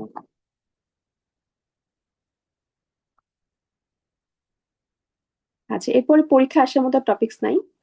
এরপর একটু সেরেব্রাল ম্যালেরিয়া নিয়ে বলি। যদিও সেরেব্রাল ম্যালেরিয়া এখন আসলে পেশেন্ট পাওয়া যায় না, এবং এটা মোটামুটি হিল ট্র্যাক্ট এরিয়া ছাড়া ইরাডিকেটেডই। এখানেও যেটা হয়, পেশেন্ট ফিভার উইথ কনভালশন নিয়ে প্রেজেন্ট করে। ওই ব্রেনে আমার মেনিনজাইটিসের মতোই সাইন সিমটম এবং প্যাথোজেনেসিস নিয়ে আসবে। পেশেন্টের জ্বর থাকবে, জ্বরের সাথে খিঁচুনি হবে, এবং যদি আমরা পেশেন্টের ওই ম্যালেরিয়া টেস্ট গুলো করি, সেক্ষেত্রে পজিটিভ আসে, এবং পরবর্তীতে পেশেন্টকে দেখা যায় যে ওই মেনিনজাইটিস লাইনে ট্রিটমেন্ট দেওয়া হয়, এবং এর সাথে অ্যাসোসিয়েটেড হচ্ছে যে ডেসোকেইন বা হচ্ছে অ্যান্টি ম্যালেরিয়াল ড্রাগ গুলো অ্যাড করা হয়। আচ্ছা, ইপিলেপসি নেক্সট টপিক হচ্ছে ইপিলেপসি। পার্ট 1 এক্সামে ইপিলেপসি থেকে সেভাবে প্রশ্ন আসে না। কিছু কিছু ইম্পর্টেন্ট জায়গা আছে যেটা আমি একটু বলে দিই। প্রথম কথা হচ্ছে ইপিলেপসিটা আসলে কি। ইপিলেপসিটা হচ্ছে অ্যাফেব্রাইল কনভালশন, হ্যাঁ, টু অর মোর যদি আনপ্রোভোকড অ্যাফেব্রাইল কনভালশন থাকে সেটা ইপিলেপসি বলা হয়। এইটা বেসিক্যালি হয় হচ্ছে যে কোনো একটা জেনেটিক কজে হতে পারে, স্ট্রাকচারাল কোনো কজে হতে পারে, মেটাবলিক কোনো সমস্যার জন্য, অথবা ইমিউনোমেডিয়েটেড ইনফেকশাস পোস্ট ইনফেকশাস হিসেবে হতে পারে, অথবা আননোন ইটিওলজির কারণে। তো ইপিলেপসি যেটা, ইপিলেপসি হতে পারে ফোকাল, যে একটা কোনো স্পেসিফিক একটা এরিয়াতে হলো, হতে পারে জেনারেলাইজড মানে হোল বডিতে। এটা একটা আননোন, যে প্যাটার্নটা হচ্ছে মানে কজটা আইডেন্টিফাই করা যাচ্ছে না, একটা যে আনক্লাসিফাইড মানে মিক্সড ক্যাটাগরি। এই মোটামুটি আমার ইপিলেপসি ক্লাসিফিকেশন। ফোকাল যেটা হয় সেটাতে দেখা যায় কোনো একটা একটা সিঙ্গেল একটা অর্গান, লাইক একটা হাতে হচ্ছে অথবা একটা পায়ে শুধু কনভালশন হচ্ছে। জেনারেলাইজড এর মধ্যে হোল বডিতে হচ্ছে, এবং টোনিক ক্লোনিকটাই মোস্ট কমন। আননোন ইটিওলজিতে হতে পারে, এবং আনক্লাসিফাইড যেটা হচ্ছে মিক্সড প্যাটার্নের হয়। তো সেইজার বা এপিলেপসি থেকে একদমই প্রশ্ন আসে না, এবং এই টপিকস গুলো অনেক কঠিন, এই জন্য এখান থেকে আর কিছু বলছি না, এটা আপনাদের পরীক্ষার জন্য সেভাবে লাগবে না। অ্যান্টিপিলেপটিক ড্রাগস গুলোর একটু নাম লাগবে, এটা দেওয়া আছে স্যারের বইয়ে। এই ছকটা লাগবে পরীক্ষার জন্য, এটা ফার্মাকোলজিতে আসে, যে কি কি অ্যান্টিএপিলেপটিক ড্রাগ আমরা ইউজ করি। সাধারণত ফোকাল কনভার্সন বা ফোকাল সিজার যেটা, সেটার ক্ষেত্রে আমরা হচ্ছে কার্বামাজেপিন ইউজ করি ফার্স্ট লাইন হিসেবে। এছাড়া সোডিয়াম ভ্যালপ্রোয়েট, ফেনোবারবিটন, ফিনাইটোইন ইউজ করা হয়। আর সেকেন্ড লাইনের মধ্যে ফার্স্ট চয়েস হচ্ছে অক্সকার্বামাজেপিন। জেনারেলাইজ টনিক ক্লোনিক সিজারে, মায়োক্লোনিক সিজারে, এবং হচ্ছে অ্যাটোনিক টোনিক সিজারে, তিনটাতেই হচ্ছে ফার্স্ট চয়েস অফ অ্যান্টিপিলেপটিক হচ্ছে সোডিয়াম ভ্যালপ্রোয়েট। ঠিক আছে, তিনটার ক্ষেত্রে ফার্স্ট চয়েস হচ্ছে সোডিয়াম ভ্যালপ্রোয়েট। এটা গেসবের জন্য গুরুত্বপূর্ণ, যে generalise tonic clonic, myoclonic, atonic সিজারে ফার্স্ট চয়েস অফ ড্রাগ হচ্ছে সোডিয়াম ভ্যালপ্রোয়েট। আর ফোকাল সিজারের মেইন হচ্ছে কার্বামাজেপিন। আর অ্যাবসেন্স সিজারের ক্ষেত্রে আমরা হচ্ছে ইথোসাক্সিমাইড ইউজ করি ফার্স্ট চয়েস অফ ড্রাগ। ঠিক আছে, এই নামগুলি শুধু পরীক্ষার জন্য লাগবে।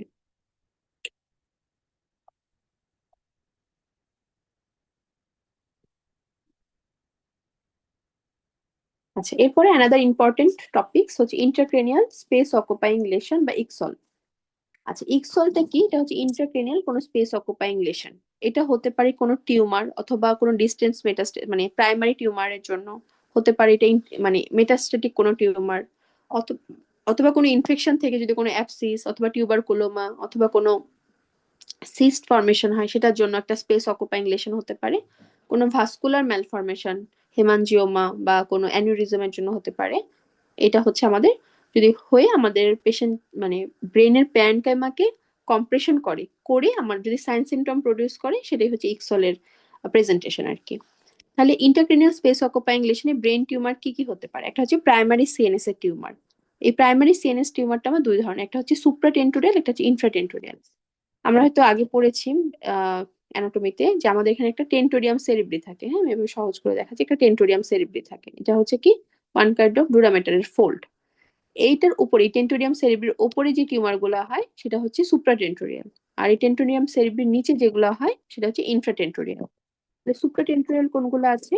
যে সেরিব্রাল গ্লায়োমা, মেনিনজিওমা, ক্রেনিওফেরিনজিওমা, আর হচ্ছে জার্ম সেল টিউমার। এটার মধ্যে মোস্ট কমন হচ্ছে ক্রেনিওফেরিনজিওমা। আর ইনফ্রাটেন্টোরিয়ালের মধ্যে আছে হচ্ছে ব্রেন স্টেমে tumour, medulloblastoma, ependymoma, cerebral astrocytoma. এগুলো হচ্ছে প্রাইমারি সিএনএস টিউমার। আর হতে পারে কি মেটাস্ট্যাটিক, যে অন্য কোনো সাইটে হয়তো ইনফেকশন টিউমার, সেখান থেকে মেটাস্ট্যাসিস হলো, লাইক লিউকেমিয়া, লিম্ফোমা থেকে, বা হচ্ছে রেটিনোব্লাস্টোমা থেকে যদি মেটাস্ট্যাসিস হয়, তাহলে সেটা মেটাস্ট্যাটিক টিউমার। আদার কিছু কিছু ইকসল হতে পারে, যেমন ইনফেকশনের কারণে মেনিনজাইটিসের কমপ্লিকেশন হিসেবে হয়তো সেখানে একটা অ্যাপসিস ফর্মেশন হলো, তাহলে ব্রেন অ্যাপসিস। তারপর হচ্ছে সিএনএস টিবি, যেটা টিউবারকুলোমা। ফাঙ্গাল ইনফেকশনের কারণে এখানে একটা সিস্ট বা ফোকাই অফ ইনফেকশন হতে পারে। তারপরে হচ্ছে সিস্টোসার্কোসিস হতে পারে, হ্যাঁ। তারপরে হাইড্রাটিড ডিজিজ, হাইড্রাটিড সিস্ট হয় সেখান থেকে। ভাস্কুলার, যেখানে ব্লাড ভেসেলস গুলো আছে, এগুলোর কোনো হেমানজিওমা, আর্টেরিওভেনাস ম্যালফরমেশন অথবা অ্যানিউরিজম। সিস্টিক লেশনের মধ্যে অ্যারাকোনয়েড ম্যাটারে কোনো অ্যারাকোনয়েড সিস্ট হলে, অথবা ইন্টারসেরেব্রাল কোনো হেমাটোমা, এটা one kind of intracranial space occupying lesson.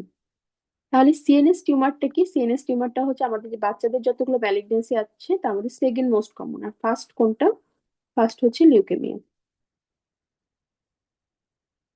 First হচ্ছে লিউকেমিয়া, সেকেন্ড হচ্ছে সিএনএস টিউমার। এখন সিএনএস টিউমারের ইটিওলজি আননোন, এছাড়া রেডিয়েশন, ফ্যামিলিয়াল কিছু কজে হতে পারে। কি কি সাইন সিমটম নিয়ে প্রডিউস করে এগুলো আসলে অত বেশি গুরুত্বপূর্ণ না, তারপর দু একটা জেনে রাখবেন যে ইন্টারক্রেনিয়াল স্পেস অকুপাইং লেশন গুলা সাধারণত দেখা যায় বাচ্চাগুলো কনভালশন, তারপরে হচ্ছে অল্টার সেন্সোরিয়াম, হ্যাঁ, প্যারাপ্লেজিয়া, এগুলো নিয়ে প্রেজেন্ট করে। এগুলো অনেক কিছু আসলে আবিদ স্যারের বই নতুন করে অ্যাড করা হয়েছে, এগুলো পরীক্ষা কখনো আসে নাই, ইন ফিউচারে আসবে কিনা বলা যাচ্ছে না, চাইলে একটু দেখে রাখতে পারেন। বাট ইনভেস্টিগেশন গুলো একটু মনে রাখবেন, যেখানে আমরা সিএনএস এর প্যাথোলজি দেখার জন্য কি কি ইনভেস্টিগেশন করি। যে কোনো ধরনের সিএনএস প্যাথোলজি দেখার জন্য আমরা হচ্ছে এক্স রে করতে পারি, এমআরআই করতে পারি, সিটি স্ক্যান করতে পারি। এক্স রে করলে যদি ক্যালসিফিকেশন যেগুলো আছে লাইক অলিগোডেন্ড্রোমা, ক্রেনিওফেরেঞ্জিওমা, এগুলোতে ক্যালসিফিকেশন হয়, তাহলে এটা দেখতে পাবো এক্স রে করলে। কোনো অস্টিওলাইটিক যদি লেশন হয়, হ্যাঁ, মানে বোন ইরোশন হচ্ছে, তাহলে সেটা আমরা এক্স রেতে দেখতে পাবো। তারপর যদি কোনো রেজড আইসিপির ফিচার থাকে, যে সুচারাল ডায়াস্থেসিস হচ্ছে, মানে সুচারাল সেপারেশন হয়েছে, বা বিটেন স্কাল অ্যাপিয়ারেন্স, অথবা যদি পোস্টেরিয়র ক্লিনার প্রেশার মানে কোনো ইরোশন বা অস্টিওলাইটিক লেশন হয়, বোনসের কোনো ইরোশন হয়, তাহলে সেটা আমরা এক্স রেতে দেখতে পাবো। নিউরো ইমেজিং এর মধ্যে এমআরআই প্রিফার করা হয় সিটি স্ক্যানের থেকে, কারণ এমআরআই তে আমরা সাইট অফ লেশন, একটা না দুইটা না তিনটা মানে মাল্টিপল লেশন কিনা এটা দেখতে পাই, তারপর হচ্ছে পোস্টিরিয়র ফোসাটা দেখতে পাই, এগুলো। তাহলে আমার এমআরআই প্রিফারেবল যে কোনো সিএনএস প্যাথোলজির জন্য। আচ্ছা, এখন আবার একটু অ্যাজ এ হোল একটু সিএসএফ এর সার্কুলেশনটা এবং হচ্ছে এটার প্যাথোলজিটা বলে নিই, তারপর আমি হচ্ছে হাইড্রোকাফালাস পড়ি, যেটা আপনাদের পরীক্ষার জন্য খুব গুরুত্বপূর্ণ। সিএসএফ, সিএসএফ এর ইউজুয়াল প্রেশার কত? 180 মিলিমিটার। ভলিউম থাকে হচ্ছে 50 মিলিমিটার ইনফ্যান্টের ক্ষেত্রে, মানে 1 বছর পর্যন্ত। বড়দের ক্ষেত্রে 150 ml। কালার থাকবে হচ্ছে ক্লিয়ার, ক্রিস্টাল কালার, কালারলেস। এবং এখানে রেট অফ ফর্মেশন বলা হয় যে 20 ml/hour। ঠিক আছে, সারাদিন হচ্ছে 500 ml এর মতো সার্কুলেশন হয়। ফ্যাক্টরস কি কি থাকে, যে অ্যাড্রেনার্জিকের ক্ষেত্রে প্রোডাকশন বাড়ায়, এবং কোলিনার্জিক হলে এটা অ্যাড্রেনার্জিকটা হচ্ছে প্রোডাকশন কমায়, আর কোলিনার্জিক এফেক্টটা হচ্ছে প্রোডাকশনটা বাড়াচ্ছে। তো আমাদের সিএসএফ এর প্রোডাকশন কোথায় হয়? আমাদের যে ল্যাটারাল ভেন্ট্রিকলস গুলো আছে, এই ল্যাটারাল ভেন্ট্রিকলের যে লাইনিং এপিথেলিয়াম, করোয়েড প্লেক্সাস, সেখান থেকে আমার সিএসএফ এর প্রোডাকশন হচ্ছে 75%। এছাড়াও থার্ড এবং ফোর্থ ভেন্ট্রিকলের যে আমার ওখানে ক্যাপিলারি এন্ডোথেলিয়াম আছে, সেখান থেকে আমার 25%-এর মতো সিএসএফ তৈরি হবে। সিএসএফটা তৈরি হওয়ার পরে এটা কি হবে? এটা ল্যাটারাল ভেন্ট্রিকলে আসবে।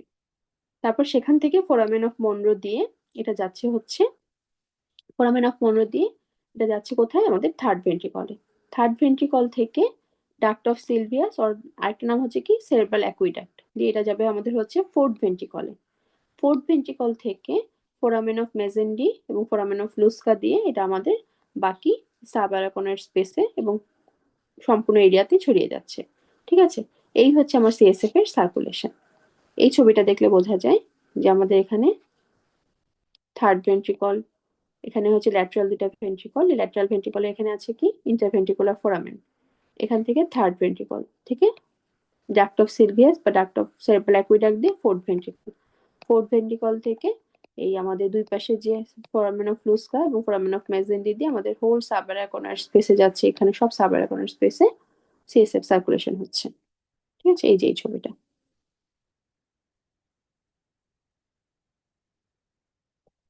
সিএসএফ এর সার্কুলেশনটা দেখানো হচ্ছে। আর এইগুলো হচ্ছে জ্যারাকোনার ভিলি।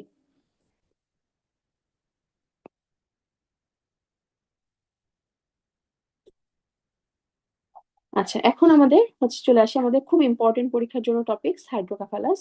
হাইড্রোকাফালাসটা কি? যে এটা হচ্ছে progressive enlargement of the head size from ventriculomegaly due to accumulation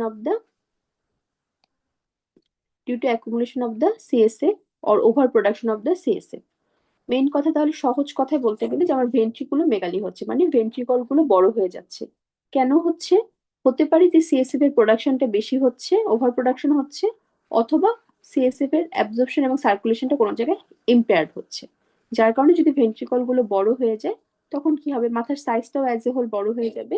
এই যে মাথার সাইজটা বড় হয়ে যাচ্ছে, হেড সাইজটা এনলার্জ হচ্ছে, এটাকে বলা হচ্ছে হাইড্রোক্যাফালাস। হাইড্রোকাফালাস আমাদের দু ধরনের, একটা হতে পারে কমিউনিকেটিং, একটা হতে পারে নন কমিউনিকেটিং। কমিউনিকেটিং মানে কি? যে আমার যে সিএসএফ এর যে পাথওয়েটা আমরা এতক্ষণ দেখলাম, এই যে সিএসএফ এর যে পাথওয়েটা, এখানে কোনো গ্যাপ বা অবস্ট্রাকশন নেই, মানে সম্পূর্ণ কমিউনিকেশনটা ঠিক আছে, হ্যাঁ, কমিউনিকেশনে কোনো প্রবলেম নেই, সেটা হচ্ছে নন কমিউনিকেটিং, কমিউনিকেটিং হাইড্রোকাফালাস। মানে সিএসএফ এর প্রোডাকশন বেশি কিন্তু কোনো কমিউনিকেশনের প্রবলেম নেই, সেটা হচ্ছে কমিউনিকেটিং হাইড্রোকাফালাস। আর যেটা নন কমিউনিকেটিং বা অবস্ট্রাকটিভ, এটার মানে হচ্ছে যে আমার এই যে পাথওয়েটা আছে সিএসএফ এর, এখানে আমার কোনো অবস্ট্রাকশন আছে, হতে পারে সেটা ফোরামেন অফ মনরোর এখানে, হতে পারে সেটা সেরেব্রাল অ্যাকুইডাক্টের এখানে, অথবা অন্য কোনো জায়গায় কোনো একটা অবস্ট্রাকশন আছে, যার কারণে ঠিকমতো সিএসএফ এর ড্রেনেজ হচ্ছে না, হাইড্রোকাফেলাস ডেভেলপ করেছে। ঠিক আছে, তাহলে কমিউনিকেটিং বা নন অবস্ট্রাকটিভ হাইড্রোকাফেলাসটা কি? এখানে দেখা যাচ্ছে জ্যারাকনের ভিলির মধ্যে ফাংশনাল ইম্পেয়ারমেন্টের কারণে আমার বেশি বেশি সিএসএফ এর প্রোডাকশন হচ্ছে। এখন কি কি কজে হতে পারে? হতে পারে মেনিনজাইটিসের কারণে, হতে পারে সাবঅ্যারাকনয়েড অথবা ইন্টারভেন্ট্রিকুলার কোনো হেমোরেজ হচ্ছে, বেশি বেশি হেমোরেজ হয় বা যদি ব্লিডিং হয় তাহলে কি হবে? সিএসএফ এর ভলিউমটা বেড়ে যাবে। মেনিনজাইটিসের ক্ষেত্রে কি হচ্ছে? আমার ইনফ্লামেশন হচ্ছে, ইনফ্লামেশনের কারণে আমার ইনফ্লামেটরি ওখানে এক্সুডেট জমা হচ্ছে, তারপরে ওখানে ইনফ্লামেটরি রিঅ্যাকশনের কারণে সাইটোকাইনিন প্রডিউস হয়ে ওখানে সিএসএফ এর প্রোডাকশন বেশি হচ্ছে। অথবা হতে পারে যে সিএসএফ এ কোনো প্যাপিলোমা, লাইক হচ্ছে করোয়েড প্লেক্সাসে কোনো প্যাপিলোমা আছে, যার কারণে সিএসএফ এর ওভার প্রোডাকশন হচ্ছে, যার কারণে পেশেন্টের কমিউনিকেটিং হাইড্রোকাফালাস। আর নন কমিউনিকেটিং বা অবস্ট্রাকটিভ হাইড্রোকাফালাসের ক্ষেত্রে কি হয়? যে এখানে আমার যে পাথওয়ে অফ দ্য সিএসএফ আছে, সেখানে আমার কোনো অবস্ট্রাকশন, তাহলে ফোরামেন অফ মনরোর এখানে অবস্ট্রাকশন যদি হয় তাহলে কি হবে? ল্যাটারাল ভেন্ট্রিকলটা ডায়ালেটেড হবে। ডাক্ট অফ সিলভিয়াসের এখানে যদি আমার মানে অবস্ট্রাকশন হয় তাহলে থার্ড ভেন্ট্রিকল এবং হচ্ছে ল্যাটারাল ভেন্ট্রিকল বোথ ডায়ালেটেড হবে। ফোর্থ ভেন্ট্রিকলের এখানে যদি কোনো একটা অবস্ট্রাকশন হয় তাহলে কি হবে? Cerebral aqueduct as well as lateral ventricle এবং থার্ড ভেন্ট্রিকলও আমার ডায়ালেটেড হয়ে যাবে। এখানে আরো সুন্দর করে কিছু নাম দেওয়া আছে, আপনারা এখান থেকে এই ছকটা পড়বেন যে কমিউনিকেটিং হাইড্রোকাফেলাসের উদাহরণগুলো। নন কমিউনিকেটিং, এটা আবিদ স্যারের বইয়ে নাই, এটা এম আর মোল্লা স্যারের বই থেকে নেওয়া, নেলসনেও আছে। যে নন কমিউনিকেটিং অর নন অবস্ট্রাকটিভ হাইড্রোকাফেলাসের কি কি কজ? প্রথমে হচ্ছে মেনিনজাইটিস। মেনিনজাইটিসের মধ্যে মোস্ট কমনলি হয় যে টিউবারকুলার মেনিনজাইটিসে। তারপরে হচ্ছে যদি কোনো কনজেনিটাল ইনফেকশন থাকে, টর্চের জন্য হতে পারে হাইড্রোকাফেলাস। সাবঅ্যারাকনয়েড অথবা ইন্টারভেন্ট্রিকুলার হেমোরেজ। মেনিনজিয়াল কোনো ইনফিল্ট্রেশন লাইক কোনো টিউমার বা কোনো মেটাস্টেটিক টিউমারের কারণে। আদার্স কোনো ব্রেন টিউমারে, সিনোস্টোসিস, হ্যাঁ, যদি আর্লি ক্লোজার হয়ে যায় ফ্রন্টানেলস গুলো, অ্যাকন্ড্রোপ্লাসিয়াতে, তারপরে হচ্ছে ব্যাজিলার ইমপ্রেশনে এবং হচ্ছে করেড প্লেক্সাসে প্যাপিলোমা। এগুলো হচ্ছে কমিউনিকেটিং এর কজ। নন কমিউনিকেটিং বা হাইড্রো অবস্ট্রাকটিভ এর কজ কি? প্রথমে হচ্ছে সেব্রাল যে অ্যাকুইডাক্ট আছে, ডাক্টাল যদি স্টেনোসিস থাকে, হ্যাঁ, ডাক্তার যদি কোনো কারণে স্টেনোস্ট থাকে কনজেনিটালি, আর্নল্ড চেরি ম্যালফরমেশন এটার ক্ষেত্রে, ড্যান্ডি ওয়াকার ম্যালফরমেশন বা ড্যান্ডি ওয়াকার সিনড্রোমে, ক্রোমোজোমাল কিছু অ্যানোমালিস থাকলে, ইন্ট্রাইট্রেন ইনফেকশন, এটার ক্ষেত্রে টর্চ একটা কজ ইন্ট্রাইট্রেন ইনফেকশনের জন্য, সেরেবেলামে কোনো টিউমার থাকলে, সেরেবেলার টিউমার থাকলে, কোনো অ্যাপসিস, হেমাটোমা, কোনো টিউমারের কারণে, অথবা ভেইন অফ গ্যালেন ম্যালফরমেশন হলে সেখানে আমার অবস্ট্রাকটিভ হাইড্রোকাফালাস হতে পারে। তাহলে কজগুলো আপনাদের জন্য গুরুত্বপূর্ণ, এগুলো এসবি এবং এসএকিউর জন্য আসে। হাইড্রোকাফেলাস হলে আমাদের কাছে পেশেন্ট কি নিয়ে প্রেজেন্ট করবে? প্রথম যেটা হবে যে progressive enlargement of the head, মাথাটা আস্তে আস্তে বাচ্চা বা মা এসে আপনাকে বলবে যে বাচ্চা মানে মনে হচ্ছে যে বাচ্চার মাথায় পানি জমা হয়ে মাথাটা আস্তে আস্তে বড় হয়ে যাচ্ছে, হ্যাঁ। এবং যেহেতু এখানে সিএসএফ বেশি, মানে আমার আইসিপি রেইজড আইসিপি হবে, ইন্টারক্রেনিয়াল প্রেশারটা এখানে বেশি থাকবে, তাহলে ইন্টারক্রেনিয়াল প্রেশার বেশির যে সাইন সিমটম গুলো লাইক হেডেক, ভমিটিং, কনভালশন, এগুলো নিয়ে আমাদের কাছে আসবে। ওয়েবসি যদি আমরা দেখি মানে অক্সিপিটো ফ্রন্টাল সার্কামফারেন্স এটা 95 সেন্টিমিটারের বেশি হবে। এবং প্রগ্রেসিভ এনলার্জমেন্টের কারণে কি হবে? এই আমাদের যে ফ্রন্টানেল গুলো আছে সেগুলো হচ্ছে মানে সুচারাল ডায়াস্টেসিস হবে, মানে ক্লোজার হবে না ফ্রন্টানেলস গুলো, ফ্রন্টাল বজিং হবে। ঠিক আছে, সাথে হচ্ছে যে সুচার গুলো মানে কি বলে মানে দেখা যায় না, মানে সুচার গুলো ক্লোজ হয় না জন্য মাথার ভেতরের অংশটা দেখা যায়, এবং হচ্ছে স্প্লিটিং হয়ে থাকে ক্রেনিয়াম গুলা। সাথে হচ্ছে যেহেতু পানি অনেক বেশি জমা হয়ে যায়, স্কাল ভেন গুলো ডায়ালেটেড হয়, থিনিং হয়ে যায়, আমার স্কিনটা দেখতে অনেক থিন মনে হবে। এবং এটার ক্ষেত্রে দেখা যায় যে আমার সুপিরিয়র কলিকুলাস যেটা আছে মিড ব্রেনের এখানে, আমার কি থাকে? সুপিরিয়র কলিকুলাস এবং ইনফিরিয়র কলিকুলাস। এই হাই রেজড আইসিপির কারণে এই সুপিরিয়র কলিকুলাস লেভেলে আমার কম্প্রেশন হয়, কম্প্রেশন হয়ে পেশেন্টের কি হবে? ডাউনওয়ার্ড গেজিং হয়, মানে সানসেটিং আই হয়। ঠিক আছে, এটা পরীক্ষার জন্য খুব গুরুত্বপূর্ণ। টেস্ট বিতে এসেছে বিভিন্ন সময় যে হাইড্রোকাফালাসে যে ইন্টারক্রেনিয়াল প্রেসারের জন্য পেশেন্টের কি হয়? ইন্টারক্রেনিয়াল প্রেসারের জন্য সুপিরিয়র কলিকুলাসে কম্প্রেশন হয়, সুপিরিয়র কলিকুলাসে কম্প্রেশন হওয়ার কারণে তার সানসেটিং আই অ্যাপিয়ারেন্স হয়। ঠিক আছে, এই যে এরকম দেখতে লাগে, চোখটা চোখটা নিচের দিকে পড়ে থাকে, সানসেটিং আই অ্যাপিয়ারেন্স হয়। এবং যদি এরকম ট্রান্সইলুমিনেশন টেস্ট করি আমরা, করলে হচ্ছে এরকম মাথাটা এরকম আলো দেখা যায় আর কি, ট্রান্সইলুমিনেশন টেস্ট যেটা আমরা হাইড্রোকাফালাসের ক্ষেত্রেও পাই, সরি মানে হাইড্রোসিলের ক্ষেত্রেও পাই। ঠিক আছে, আর পারকাশন করলে ব্ল্যাক স্পট সাইন, এটা হচ্ছে বলা হয় কি যে ওই যে ভাঙা কলস বা ভাঙা কিছুর মধ্যে যে দিলে যেরকম শব্দ হয় এরকম ক্র্যাক পট সাইন আর কি। দুইটা প্যারাইটাল বোনসের উপরে দুটো আঙুল দিয়ে এভাবে করে ট্যাপ করা হয়, করলে দেখা যায় যে পারকাস করলে এরকম একটা ক্র্যাক পট সাইন বা ম্যাকুইন সাইন পাওয়া যায়। আর সাথে হচ্ছে পেশেন্টকে আমরা যদি ই করি সিটি স্ক্যান বা আলট্রাসোনোগ্রাম করি সেক্ষেত্রে ডায়ালেটেড ভেন্ট্রিকল পাবো। তাহলে ইনভেস্টিগেশনের মধ্যে আমরা কি কি করতে পারি, যে প্লেন এক্স রে করতে পারি। প্লেন এক্স রেটা খুব বেশি সিগনিফিকেন্ট না, যদি ফ্রন্টানেলটা মানে ওপেন থাকে সেই অবস্থায় যদি আমাদের হাইড্রোকেফালাস নিয়ে আসে তাহলে আলট্রাসোনোগ্রাম করব। আর ফ্রন্টানেলি ক্লোজের পরে যদি হাইড্রোকেফালাস ডেভেলপ করে তাহলে সেক্ষেত্রে সিটি স্ক্যান